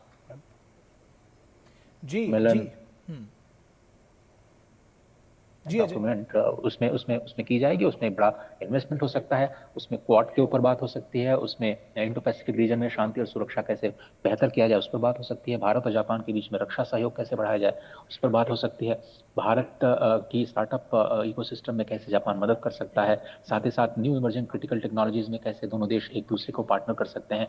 इन तमाम विषयों पर हमें उम्मीद है कि आज ज़रूर जो दस्तावेज हैं उन पर समझौतों पर हस्ताक्षर होंगे।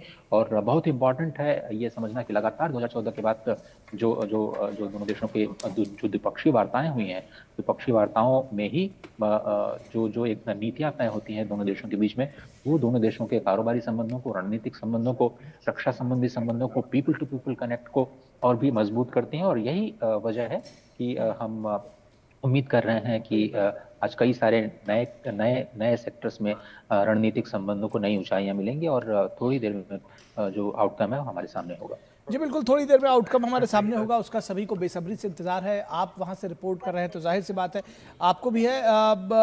जो डिफेंस डायनेमिक्स है, जिस तरह से रक्षा क्षेत्र में आत्मनिर्भरता की ओर बढ़ रहा है लगातार भारत, उसको लेकर के किस तरह से देख रहे हैं? क्या जानकारी देंगे इस प्रधानमंत्री की विजिट में? क्या उम्मीदें रखनी चाहिए?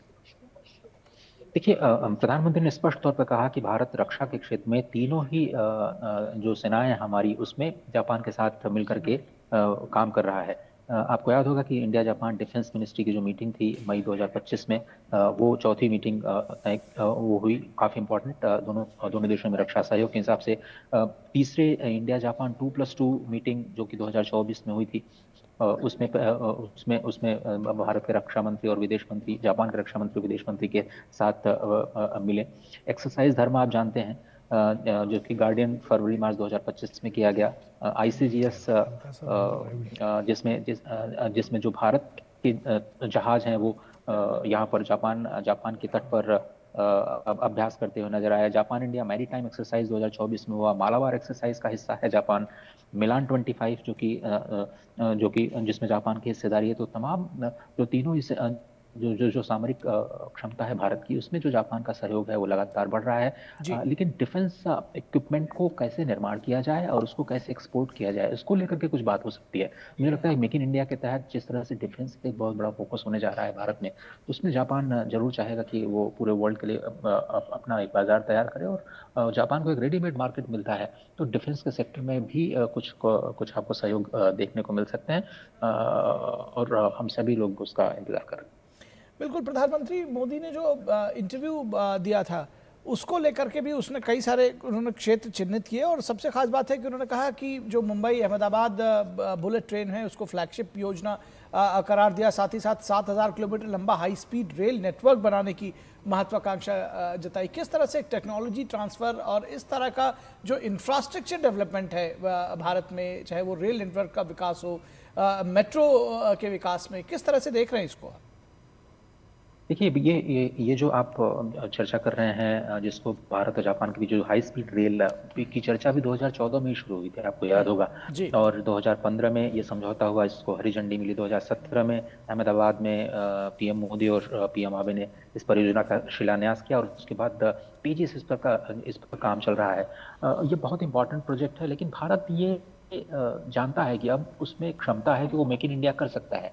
इसलिए जो इंजन्स हैं बुलेट ट्रेन की अगर आप बात करें तो उसमें भारत और जापान दोनों एक साथ सहयोग करके भारत में ही उसको निर्माण करने की योजना बना रहे हैं। तो अभी आप पहले फेज में देखेंगे कि ज़रूर E3 और E5 जो सेंटेंशंस हैं उनको जापान गिफ्ट करेगा भारत को, जिसकी शुरुआत हो सकता है 2027 में हो जाए। लेकिन 2030 में E10 जो टेक्नोलॉजी है वो जापान और भारत में एक साथ रोल आउट होगी। तो आप ये समझिए कि भारत को इस बात का भरोसा है कि वो नेक्स्ट जनरेशन मैन्युफैक्चरिंग की कैपेबिलिटी रखता है। भले ही हमने पीछे वो वक्त थोड़ा सा गंवा दिया हो, लेकिन बदलते वक्त के साथ हम अपने आप को उसी स्तर पर ले जाने का प्रयास कर रहे हैं जहां पर विकसित देश अभी खड़े हैं।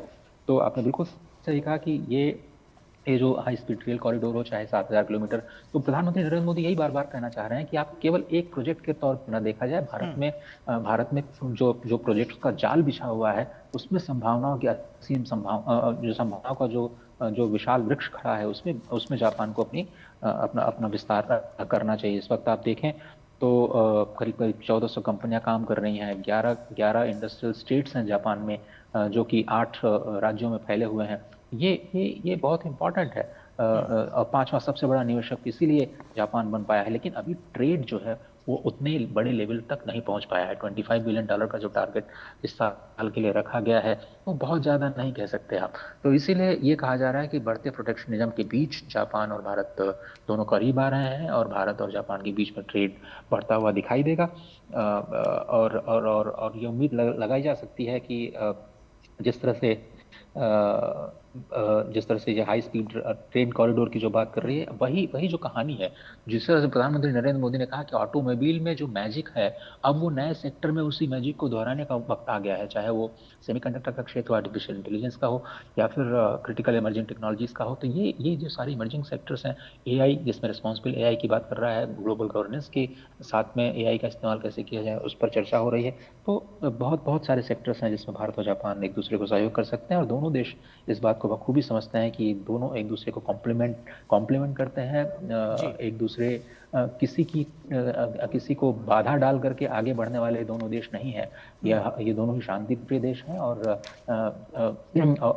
सबको साथ लेकर के चलने की बात करते हैं। तो इसलिए अजय आप नज़र बना के रखिए, जो भी वहाँ पे महत्वपूर्ण अभी आपको खबर मिलती है हम आपके पास फिर आएंगे।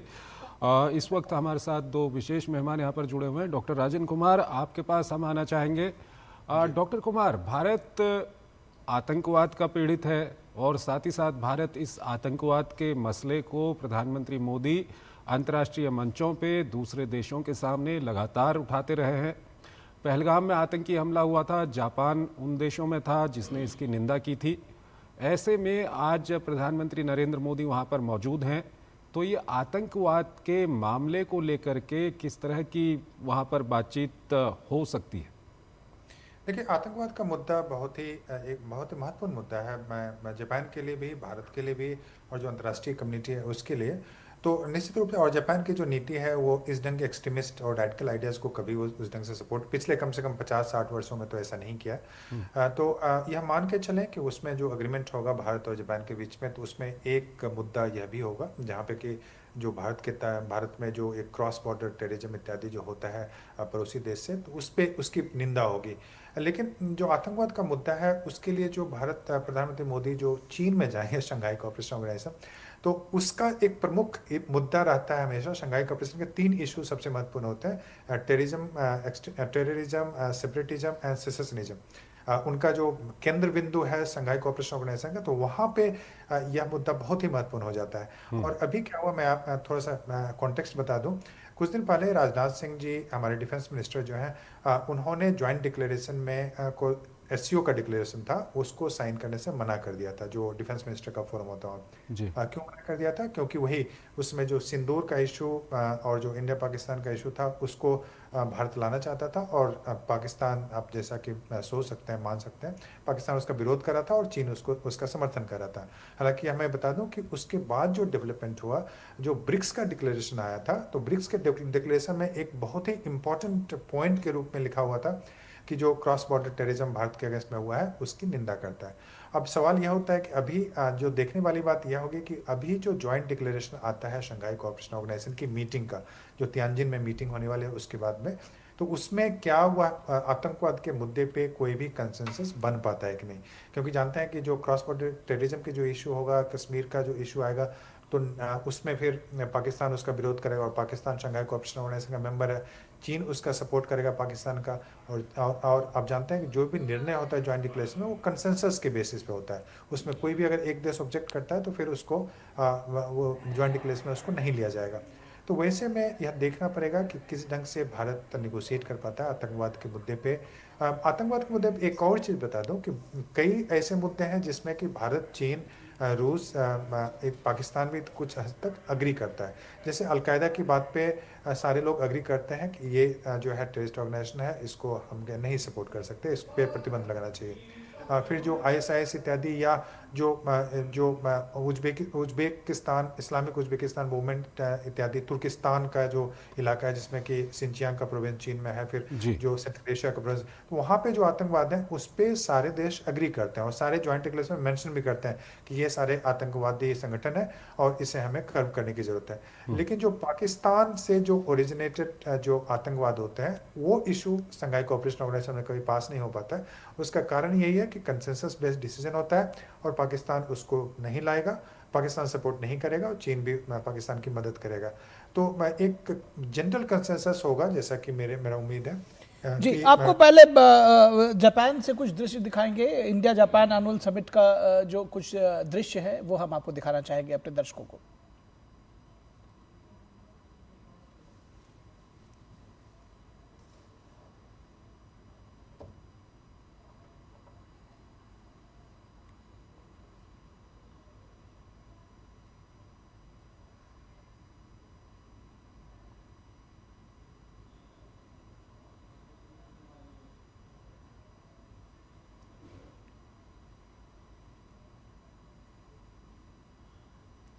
तो दोनों देशों के बीच में जो 15वां भारत जापान वार्षिक शिखर सम्मेलन है उसके दृश्य हम आपको दिखा रहे हैं। कुछ देर पहले के दृश्य हैं, और दोनों देशों के बीच में किस तरह से जो संबंध हैं उनको बदलती परिस्थितियों में किस तरह से आगे ले जाया जा सकता है, क्या कुछ बदलाव किए जा सकते हैं, और जिन क्षेत्रों में पहले से साझेदारी चल रही है उसको और कैसे मजबूत किया जा सकता है, नए क्षेत्रों को किस तरह से एक्सप्लोर किया जा सकता है, इसको लेकर काफ़ी महत्वपूर्ण बातचीत यहाँ पर हुई है।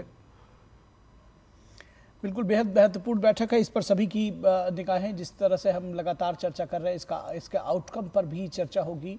और प्रधानमंत्री नरेंद्र मोदी और साथ उनके जापानी काउंटरपार्ट जापान के प्रधानमंत्री वो इस प्रतिनिधिमंडल की स्तर की जो वार्ता हुई है, समिट है, इसमें शामिल हुए हैं। और ये तस्वीरें आप देख रहे हैं बेहद महत्वपूर्ण।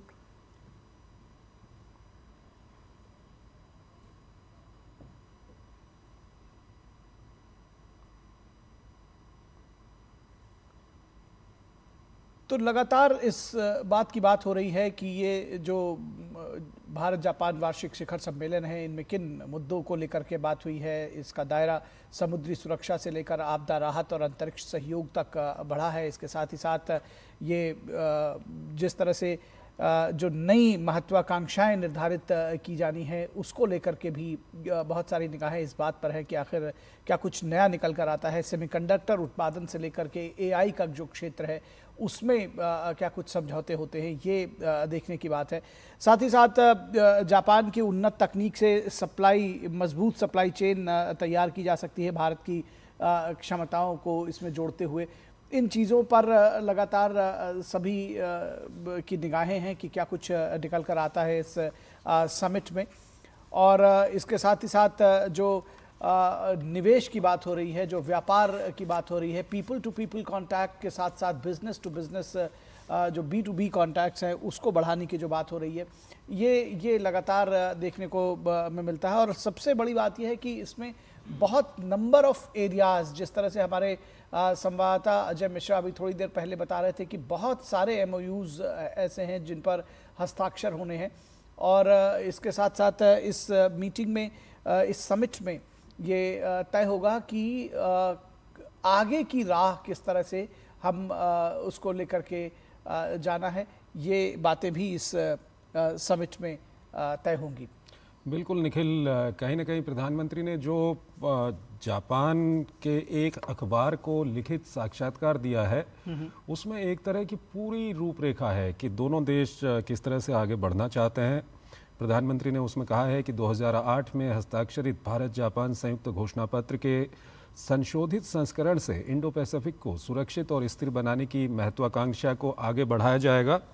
और हमारे साथ एक नए मेहमान इस वक्त हमारे साथ जुड़ चुके हैं, फॉर्मर एम्बेसडर हैं जितेंद्र त्रिपाठी। त्रिपाठी साहब, बहुत बहुत स्वागत है आपका हमारे इस कार्यक्रम में। त्रिपाठी साहब, अब से कुछ देर बाद हमें ये पता चल जाएगा कि वो कौन कौन से नए समझौते हैं जो दोनों देशों के बीच में हुए हैं वहाँ पर। क्या कुछ आपको लगता है कौन कौन से ऐसे समझौते हो सकते हैं, किन क्षेत्रों में नए विकल्प दोनों देश तलाश सकते हैं?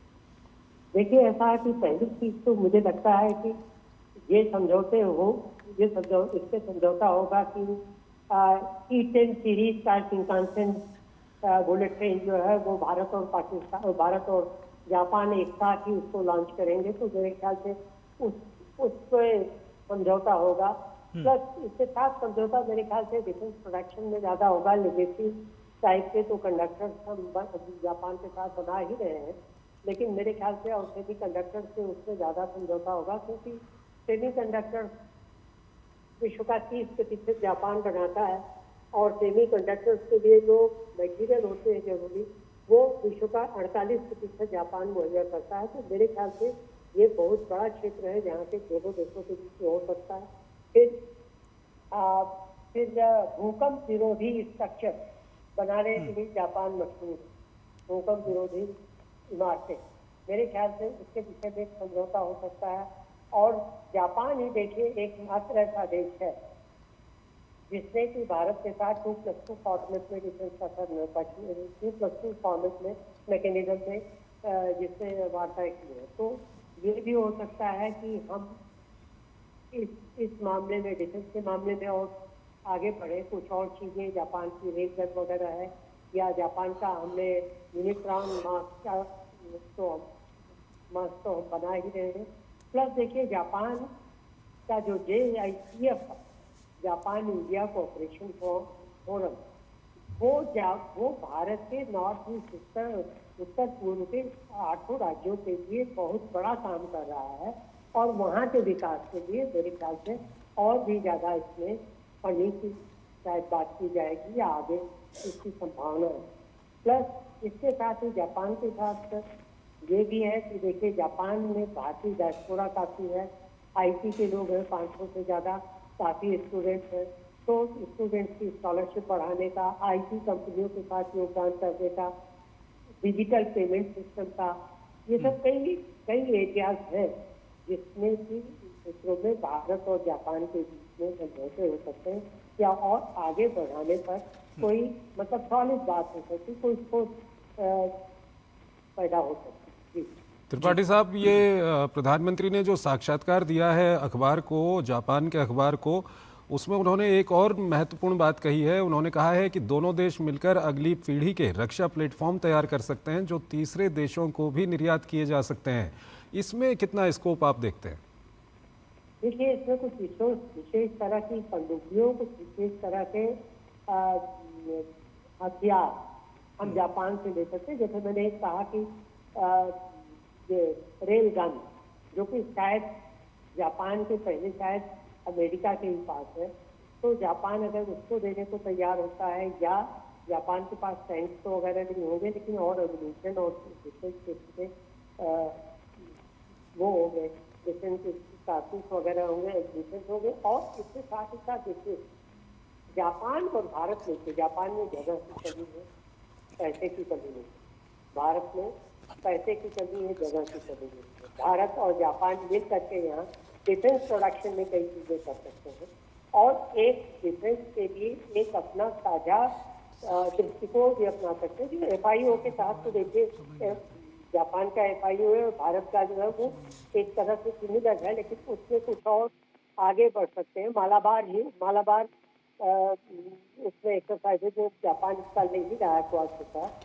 तो ये सब चीजें जो है, और कई बार डिफेंस के स्तर भी तो G4 के का मेंबर है जापान, जो कि सिक्योरिटी काउंसिल में सुधार के लिए एक बहुत बड़ा मंच।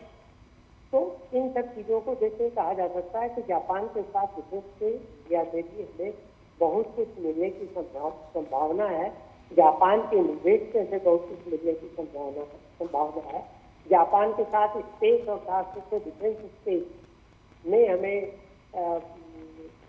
सहयोग करने की बात है, उससे भी काफी कुछ निकल के आएगा। DRDO और जापान की जो डिफेंस एजेंसी है उनके साथ सहयोग हो सकता है।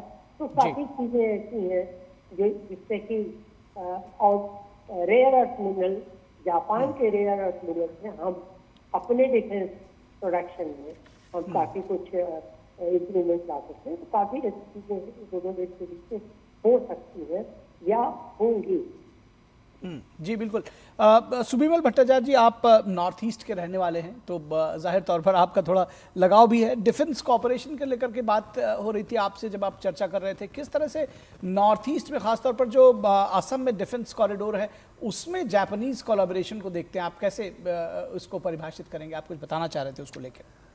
निखिल जी, ऐसे बात है कि अभी एम्बेसडर त्रिपाठी ने भी इसको जिक्र किया कि नॉर्थ ईस्ट के 8 राज्यों में जापानीज इन्वेस्टमेंट किसी न किसी तरीके से, और मैंने भी शुरुआत में ये बात बताया था कि इंफ्रास्ट्रक्चर की अलावा बहुत सारे इंडिजिनस कम्युनिटीज़ की एक्टिविटीज़ में भी इन्होंने मदद की कि ताकि उनकी एक्टिविटीज़ को या इनकी जो क्या आपकी यूनिकनेस है उसको प्रिजर्व किया जाए। अब बात आती है जब हमारे 2 डिफेंस कॉरिडोर्स देश में, आपकी तमिलनाडु और उत्तर प्रदेश की, उससे आगे और 2 महाराष्ट्र और असम की बात हो रही है। असम के मुख्यमंत्री ने 2-3 बार इसको पब्लिकली दोहराया है। तो इसमें जो पॉसिबिलिटीज़ है, इसमें मुझे लगता है कि ये जो स्मॉल एंड मीडियम इंडस्ट्रीज़ की जो पॉसिबिलिटीज़ है, अलग अलग आइलैंड्स ऑफ कैपेसिटी जो रहते हैं, जो डिफेंस में ओवरऑल लार्ज एक इक्विपमेंट में जाके शामिल होते हैं, ये नॉर्थ ईस्ट में अगर ये असम वाला कॉरिडोर में जापानीज कंपनीज की मदद से कई सारे मिक्स एंड मैच उस काइंड ऑफ एक्टिविटी रहता है, मुझे लगता है कि आसाम का वो सेक्टर भी आगे बढ़ेगा। और जापानीज जो इन्वॉल्वमेंट है नॉर्थ ईस्ट की कैपेसिटी, नॉर्थ ईस्ट की इम्प्रूवमेंट इंडस्ट्रियली बढ़ाने के लिए, देखिए नॉर्थ ईस्ट एक ऐसा जियोग्राफिकल एरिया है जहां आप उतनी हैवी इंडस्ट्रीज नहीं लगा सकते, बट छोटे छोटे इंडस्ट्रीज की कैपेसिटी बनाने के लिए अगर इनकी साथ हमारा टाइप्स होते हैं तो जापानीज स्ट्रेटेजिक विजन भी वहाँ पे वो भी बढ़ावा मिलता है और हमारे लिए भी फ़ायदेमंद होता है। आपको ये याद रखना पड़ेगा कि एक्ट ईस्ट पॉलिसी ये सरकार के लिए एक बड़े इम्पोर्टेंट स्टेप है और इस दिशा में आसियान के साथ जो संपर्क बढ़ सकता है, आसियान के साथ जो ट्रेडिंग रिलेशनशिप हो सकता है, इसके लिए जो इंफ्रास्ट्रक्चरल सपोर्ट वो जापान की तरफ से भी आए, सरकार की तरफ से भी यहाँ से वो नॉर्थ ईस्ट के इंफ्रास्ट्रक्चर में काफ़ी सुधार आया है पिछले 10 सालों में। आप ट्रेन पकड़ लीजिए, पोर्ट्स कर लीजिए, एयरपोर्ट्स लीजिए, तो ये आगे ये जो इंफ्रास्ट्रक्चर बने उससे अगर आप ट्रेड एंड एक्टिविटीज़ और विशेषकर कमर्शियल एक्टिविटीज़ नए एरियाज़ में आर्टिफिशियल इंटेलिजेंस में ये एक इकोसिस्टम को तैयार करने के लिए डिफेंस कॉरिडोर की आगे शुरुआत करके आगे बढ़ाने के लिए मुझे लगता है एक अच्छा कदम रहेगा। और जो अभी आपकी ग्राफिक्स में भी याद दिखा रहे थे कि स्मॉल एंड मीडियम एंटरप्राइजेस के ऊपर दोनों देशों का बीच में ध्यान दिया जाएगा, तो मुझे लगता है ये सब एक साथ मिलके एक अच्छा कदम रहेगा। ठीक है। डॉक्टर राजन कुमार हमारे साथ बने हुए हैं। डॉक्टर कुमार, एक और महत्वपूर्ण जो दोनों देशों के बीच में इस वक्त हमें खबर मिल रही है कि वहाँ पर जो स्टेटमेंट शुरू होता है वो बिल्कुल शुरू होने वाला है, हम आपको वहाँ लिए चलेंगे। जी, प्रधानमंत्री नरेंद्र मोदी और जापान के भारत के प्रधानमंत्री माननीय श्री नरेंद्र मोदी की जापान यात्रा के दौरान हस्ताक्षरित प्रमुख दस्तावेजों और समझौतों के आदान प्रदान का कार्यक्रम शुरू किया जाएगा। まず石破内閣総理大臣モディ首相におかれては、日本インド首脳共同声明、日本インド間の安全保障協力に関する共同宣言および今後10年に向けた日本インド共同ビジョンの交換をお願いいたします。सबसे पहले मैं आग्रह करूंगी प्रधानमंत्री इशिबा और प्रधानमंत्री मोदी जी द्वारा घोषित जापान भारत संयुक्त घोषणा, भारत और जापान के बीच सुरक्षा सहयोग संबंधित संयुक्त घोषणा एवं अगले दशक के लिए भारत जापान संयुक्त विजन के दस्तावेजों का आदान प्रदान।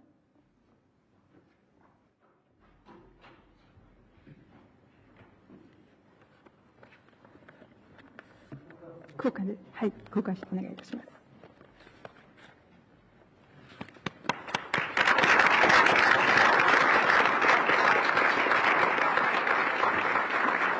お写真はよろしいでしょうか。はい、ありがとうございました。はい、続きまして、日本インド外務省間の協力覚書の交換をいたします。交換者は岩屋。The Ministry of External Affairs, Republic of India. Exchange will be done by Foreign Minister Iwaya and Foreign Secretary Misri. समझौता ज्ञापन का आदान प्रदान, इसके लिए जापान की ओर से विदेश मंत्री श्री इवाया और भारत की ओर से विदेश सचिव श्री मिश्री से आग्रह करती हूं कि वो यहां आए।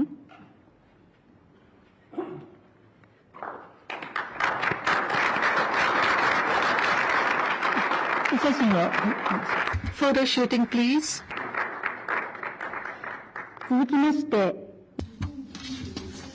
Next, Japan-India Digital Partnership 2.0, a joint declaration of intent on clean hydrogen and clean ammonia, memorandum of cooperation in the field of mineral resources to be exchanged by Minister Mittal of METI and Foreign Secretary Misri. संबंधित समझौता ज्ञापन, hydrogen ammonia संबंधित joint declaration of intent, खनिज संसाधन संबंधित समझौता ज्ञापन का आदान प्रदान किया जाएगा।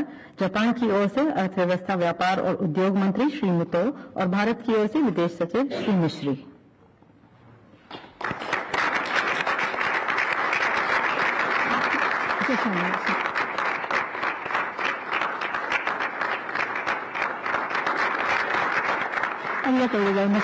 Thank you very much. Next, memorandum of cooperation on the joint crediting mechanism exchanged by Minister of Environment Asao and Ambassador Siri George. के लिए जॉइंट क्रेडिट मैकेनिज्म को शुरू करने के लिए समझौता ज्ञापन, इसके लिए जापान की ओर से हैं जापान के पर्यावरण मंत्री श्री आसाओ और भारत की ओर से जापान में भारत के राजदूत Shri George.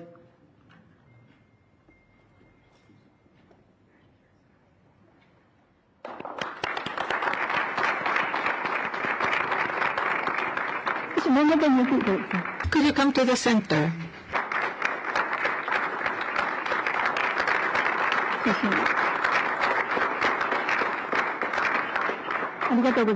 Thank you very much.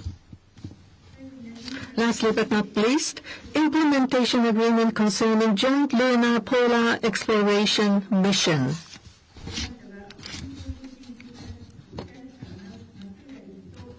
Mr. Matsura from JAXA and Ambassador George. एक कार्यान्वयन व्यवस्था का आदान प्रदान जापान की ओर से मात्सुमुरा श्री मात्सुमुरा, भारत की ओर से Shri CB George.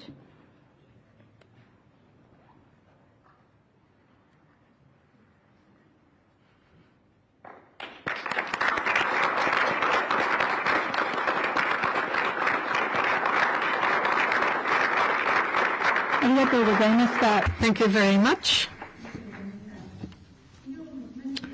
This is the end of the exchange ceremony of documents. आज का दस्तावेज आदान प्रदान समारोह यहीं समाप्त होता है। May I invite the two leaders to come up to the podium.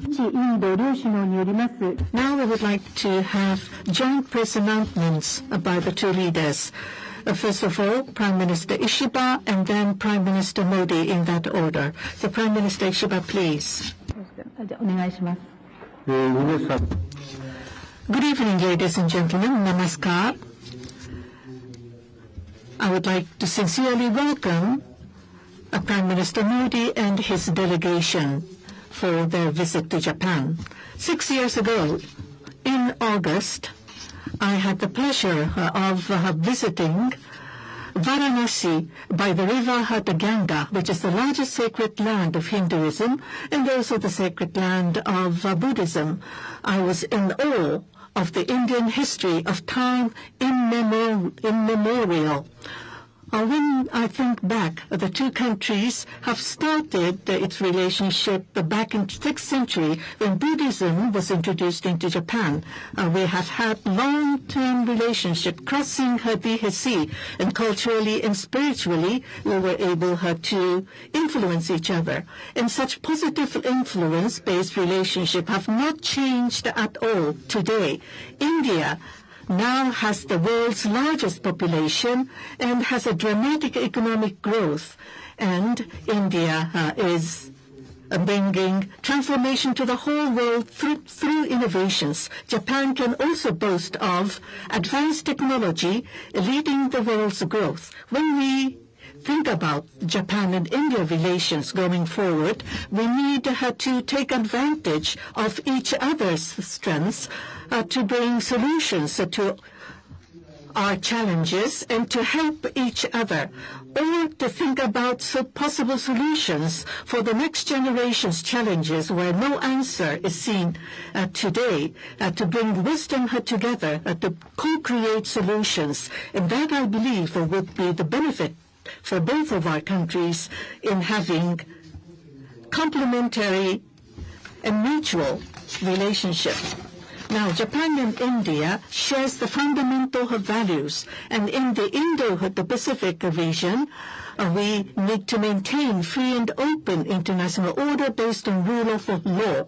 We share the responsibility to strengthen such an international order as we see increasing opaqueness in the international circumstances. Japan and India need to bring on strengths together for peace and stability of the region. Prime Minister Modi visited Japan as Prime Minister back in September of 2014 for the first time. And the two countries agreed to have special strategic and global partnership. In the past 10 years, we have been able to see advancement in broad-based areas. At our meeting here today, based upon such accumulation, we were able to have exchange of views on how to advance our relationship forward in the coming 10 years. Now, first of all, cooperation in security arena. In order to secure peace and stability for the Indo-Pacific, we need to deepen cooperation between the defense authorities between the two countries. 23 years ago, back in 2003, I visited India, the first time for Director General of the Japanese Defense Agency had to visit India. Compared to then, Japan and India security cooperation have deepened dramatically, and we are seeing advancement of the possible transfer to be realized to the Indian Navy on Unicorn, United Combined Radio Antenna. In order to support such a cooperation, we have adopted the Japan-India Security Cooperation Declaration. And there are shared issues of economic security, and we will start the economic security initiative to strengthen the partnership to bring the resilience for the critical commodity supply chain. Second, to promote investment in innovation. India has a vast market with great potential. In order to bring in the vitality of India, that would grow the Japanese economy. For Japan's investment and technology transfer to be proceeded with, that would be conducive for the Make in India, Make Forward World by Prime Minister Modi. And I believe that there will be further the values to be brought about with the semiconductor and artificial intelligence, Japan-India Digital Partnership 2.0, as well as Japan-India AI Cooperation Initiative Giant will be launched, and Japanese startup businesses and the Indian business too will be further developed, and we will also promote space cooperation. We will also together address the conducive climate for businesses to be achieved. And we have set forth the target of 10 trillion investment in order to support the private sector investment from Japan to India. High-speed rail is a flagship project between the two countries, and we have agreed to further promote cooperation. And we will launch a next-generation mobility partnership with the aim to further expand our cooperation for the next-generation energy as well as disaster risk reduction and digital area. Thirdly, compared to the close relationship between two countries, there is still a lot of space to grow for traffic and exchange of the people. Of course, the Indian STEM talents are highly competent, but the Indian students coming to Japan to study are less than 2,000. We need more high-skilled talents from India for the growth of Japanese economy and for the vitalization of the local communities. Japan-India Institute of Manufacturing by Suzuki in India should be further promoted to have craftsmen being trained, and which would further support the growth in India. And we will have the action plan to have better flow and training of the mutually complementary talents on both directions. In 2027, we'll be celebrating the 75th anniversary for our diplomatic relationship. In autumn, we will have Japan the month, and we will further address the strengthening of relationship. And we have adapted the Japan-India joint vision. We will have the further discussion at the working dinner following this. Thank you.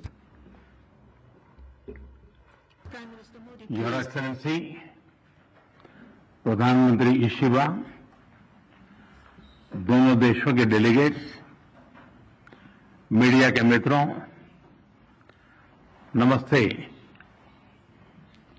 कौन बनवा? सबसे पहले मैं प्रधानमंत्री Ishiba का उनके आत्मीयता भरे शब्दों और गर्मजोशी भरे स्वागत के लिए हार्दिक आभार व्यक्त करता हूं। आज हमारी चर्चा प्रोडक्टिव भी थी और पर्पसफुल भी थी। हम दोनों एकमत है कि विश्व की दो बड़ी अर्थव्यवस्थाओं और जीवंत लोकतंत्रों के रूप में हमारी साझेदारी केवल दोनों देशों के लिए ही नहीं, बल्कि वैश्विक शांति और स्थिरता के लिए भी अत्यंत महत्वपूर्ण है। Strong democracies are natural partners in shaping a better world. Friends, आज हमने अपनी special strategic and global partnership में एक नए और सुनहरे अध्याय की मजबूत नींव रखी है। हमने अगले दशक के लिए एक रोडमैप बनाया है। हमारे विजन के केंद्र में investment, innovation, economic security, environment, technology, health, mobility, people to people exchanges and state prefecture partnership, ये प्रमुख बातें हैं। हमने अगले 10 वर्षों में जापान से भारत में 10 ट्रिलियन येन निवेश का लक्ष्य निर्धारित किया है। भारत और जापान के स्मॉल एंड मीडियम एंटरप्राइजेस और स्टार्टअप्स को जोड़ने पर विशेष बल दिया जाएगा। भारत और जापान बिजनेस फोरम में भी मैंने जापानी कंपनियों को कहा, make in India, make for the world. Friends, हमारा ज्वाइंट क्रेडिट मैकेनिज्म ऊर्जा के लिए एक बड़ी जीत है। It shows that our green partnership is as strong as our economic partnership. इसी दिशा में हम सस्टेनेबल फ्यूल्स इनिशिएटिव्स और बैटरी सप्लाई चेन पार्टनरशिप भी शुरू कर रहे हैं। हम economic security cooperation initiative launch कर रहे हैं। इसके तहत क्रिटिकल और स्ट्रेटेजिक क्षेत्रों में एक व्यापक अप्रोच के साथ आगे बढ़ा जाएगा। हाई टेक्नोलॉजी के क्षेत्र में सहयोग हम दोनों की प्राथमिकता है। इस संदर्भ में डिजिटल पार्टनरशिप 2.0 और एआई कोऑपरेशन इनिशिएटिव लिया जा रहा है। सेमीकंडक्टर्स और रेयर अर्थ मिनरल्स हमारे एजेंडे में सबसे ऊपर रहेंगे।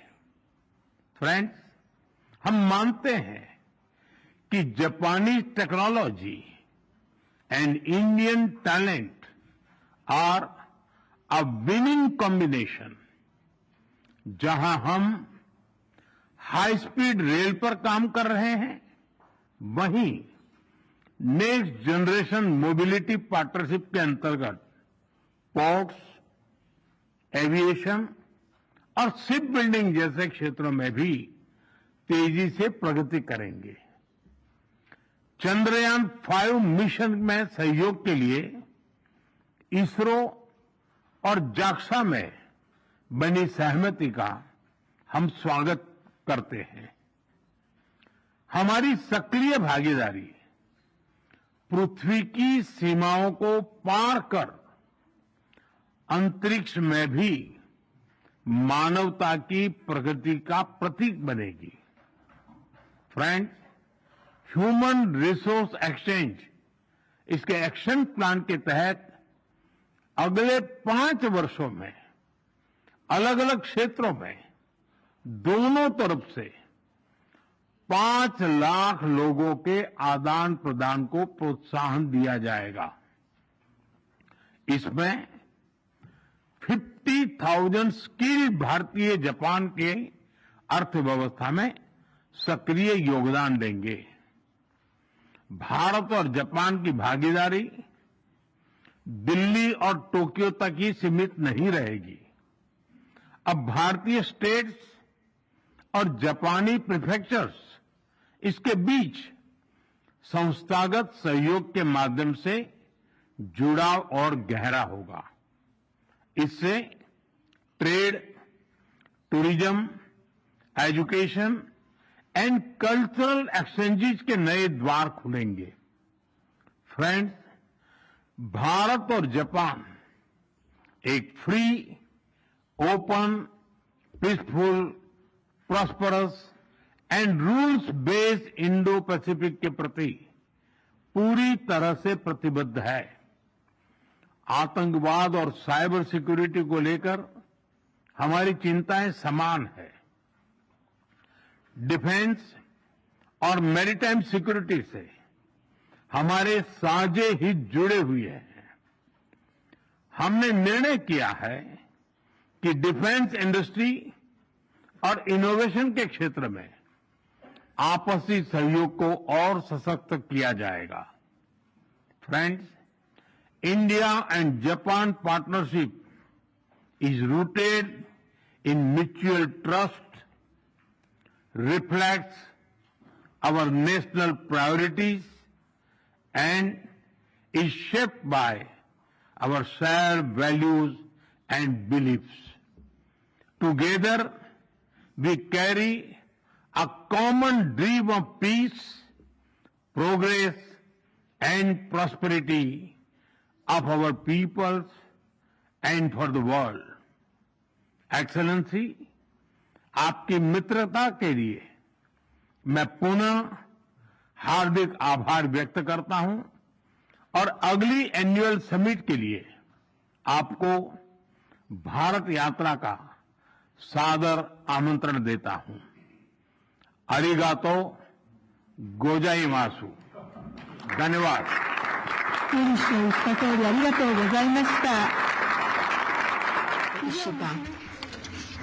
This ends the Japan-India joint press announcements.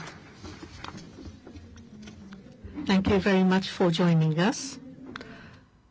तो काफ़ी महत्वपूर्ण संबोधन था दोनों प्रधानमंत्रियों का वहाँ पर, और किन किन क्षेत्रों में दोनों देश आगे बढ़ सकते हैं, और काफ़ी महत्वपूर्ण सहयोग ज्ञापन भी वहाँ पर दोनों देशों के बीच में हुआ है।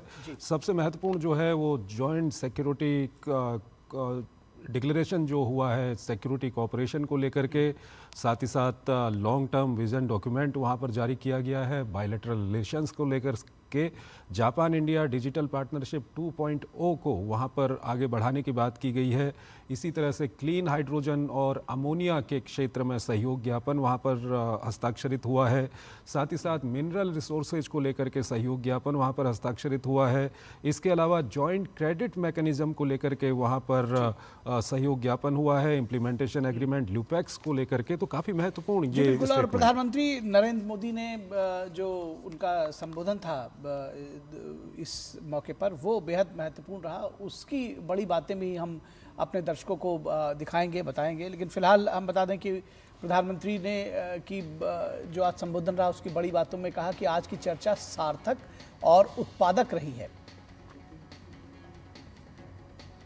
पीएम ने कहा कि दो बड़ी अर्थव्यवस्थाओं और लोकतंत्र के बीच साझेदारी दुनिया के लिए बेहद जरूरी है। पीएम मोदी ने कहा कि नए और सुनहरे अध्याय की आज नींव रखी गई है। और साथ ही साथ प्रधानमंत्री ने वहां पर कहा कि वैश्विक शांति और स्थिरता के लिए भी अत्यंत महत्वपूर्ण है दोनों देशों की साझेदारी, ये प्रधानमंत्री की ओर से वहां पर कहा गया। और प्रधानमंत्री ने कहा कि जॉइंट क्रेडिट मैकेनिज्म ऊर्जा के लिए बड़ी जीत है। दोनों देशों के बीच में वहां पर सहयोग ज्ञापन इसको लेकर के हस्ताक्षरित हुआ है। और साथ ही साथ हाई टेक्नोलॉजी के क्षेत्र में सहयोग दोनों की प्राथमिकता है। ये काफ़ी महत्वपूर्ण है दोनों देशों के लिए, दोनों देशों के साझा हितों के लिए। और साथ ही साथ प्रधानमंत्री ने वहाँ पर कहा कि डिजिटल पार्टनरशिप 2.0 से जुड़ेगा नया आयाम। इसके साथ ही साथ प्रधानमंत्री नरेंद्र मोदी ने कहा कि सेमीकंडक्टर हमारे एजेंडे में सबसे ऊपर है। जिस बात की चर्चा हम लोग कर रहे थे, प्रधानमंत्री ने कहा सेमीकंडक्टर हमारे एजेंडे में सबसे ऊपर है। उन्होंने कहा कि आतंकवाद और साइबर सिक्योरिटी को लेकर हमारी सोच एक समान है, एक तरह, एक पेज पर है हम इसको लेकर। पीएम ने कहा कि हमने अगले दशक के लिए एक रोड मैप बनाया है।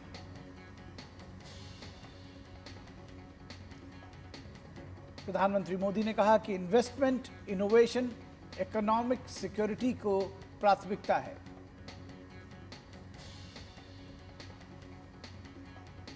और साथ ही साथ प्रधानमंत्री ने कहा कि पीएम इशिबा को भारत आने का आमंत्रण दिया है अगली शिखर बैठक के लिए, ये प्रधानमंत्री ने वहाँ पर कहा।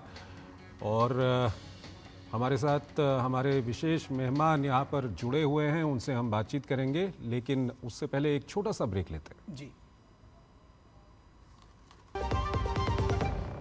सुनो, एक अच्छी इंश्योरेंस पॉलिसी एआई से पूछते हैं।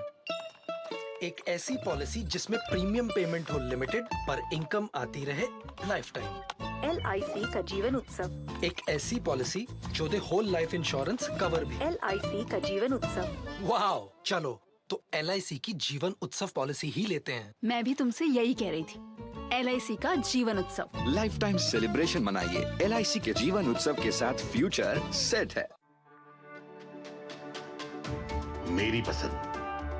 मेरी पसंद। मेरी पसंद। मेरी पसंद। हमारी पसंद। हम सबकी पसंद।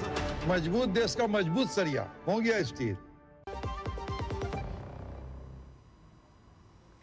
स्वागत है आपका। ब्रेक के बाद हम चर्चा कर रहे हैं प्रधानमंत्री नरेंद्र मोदी की जापान यात्रा की, और अभी जॉइंट स्टेटमेंट आपने देखा है 15वीं भारत जापान शिखर वार्ता के बाद। और प्रधानमंत्री नरेंद्र मोदी और उसके साथ ही साथ जापान के प्रधानमंत्री ने भी बहुत जिसको कहते हैं कि आपस में एक बड़ी ऊर्जा भी दिखाई दी उन लोगों में, और जो स्टेटमेंट्स थे उसमें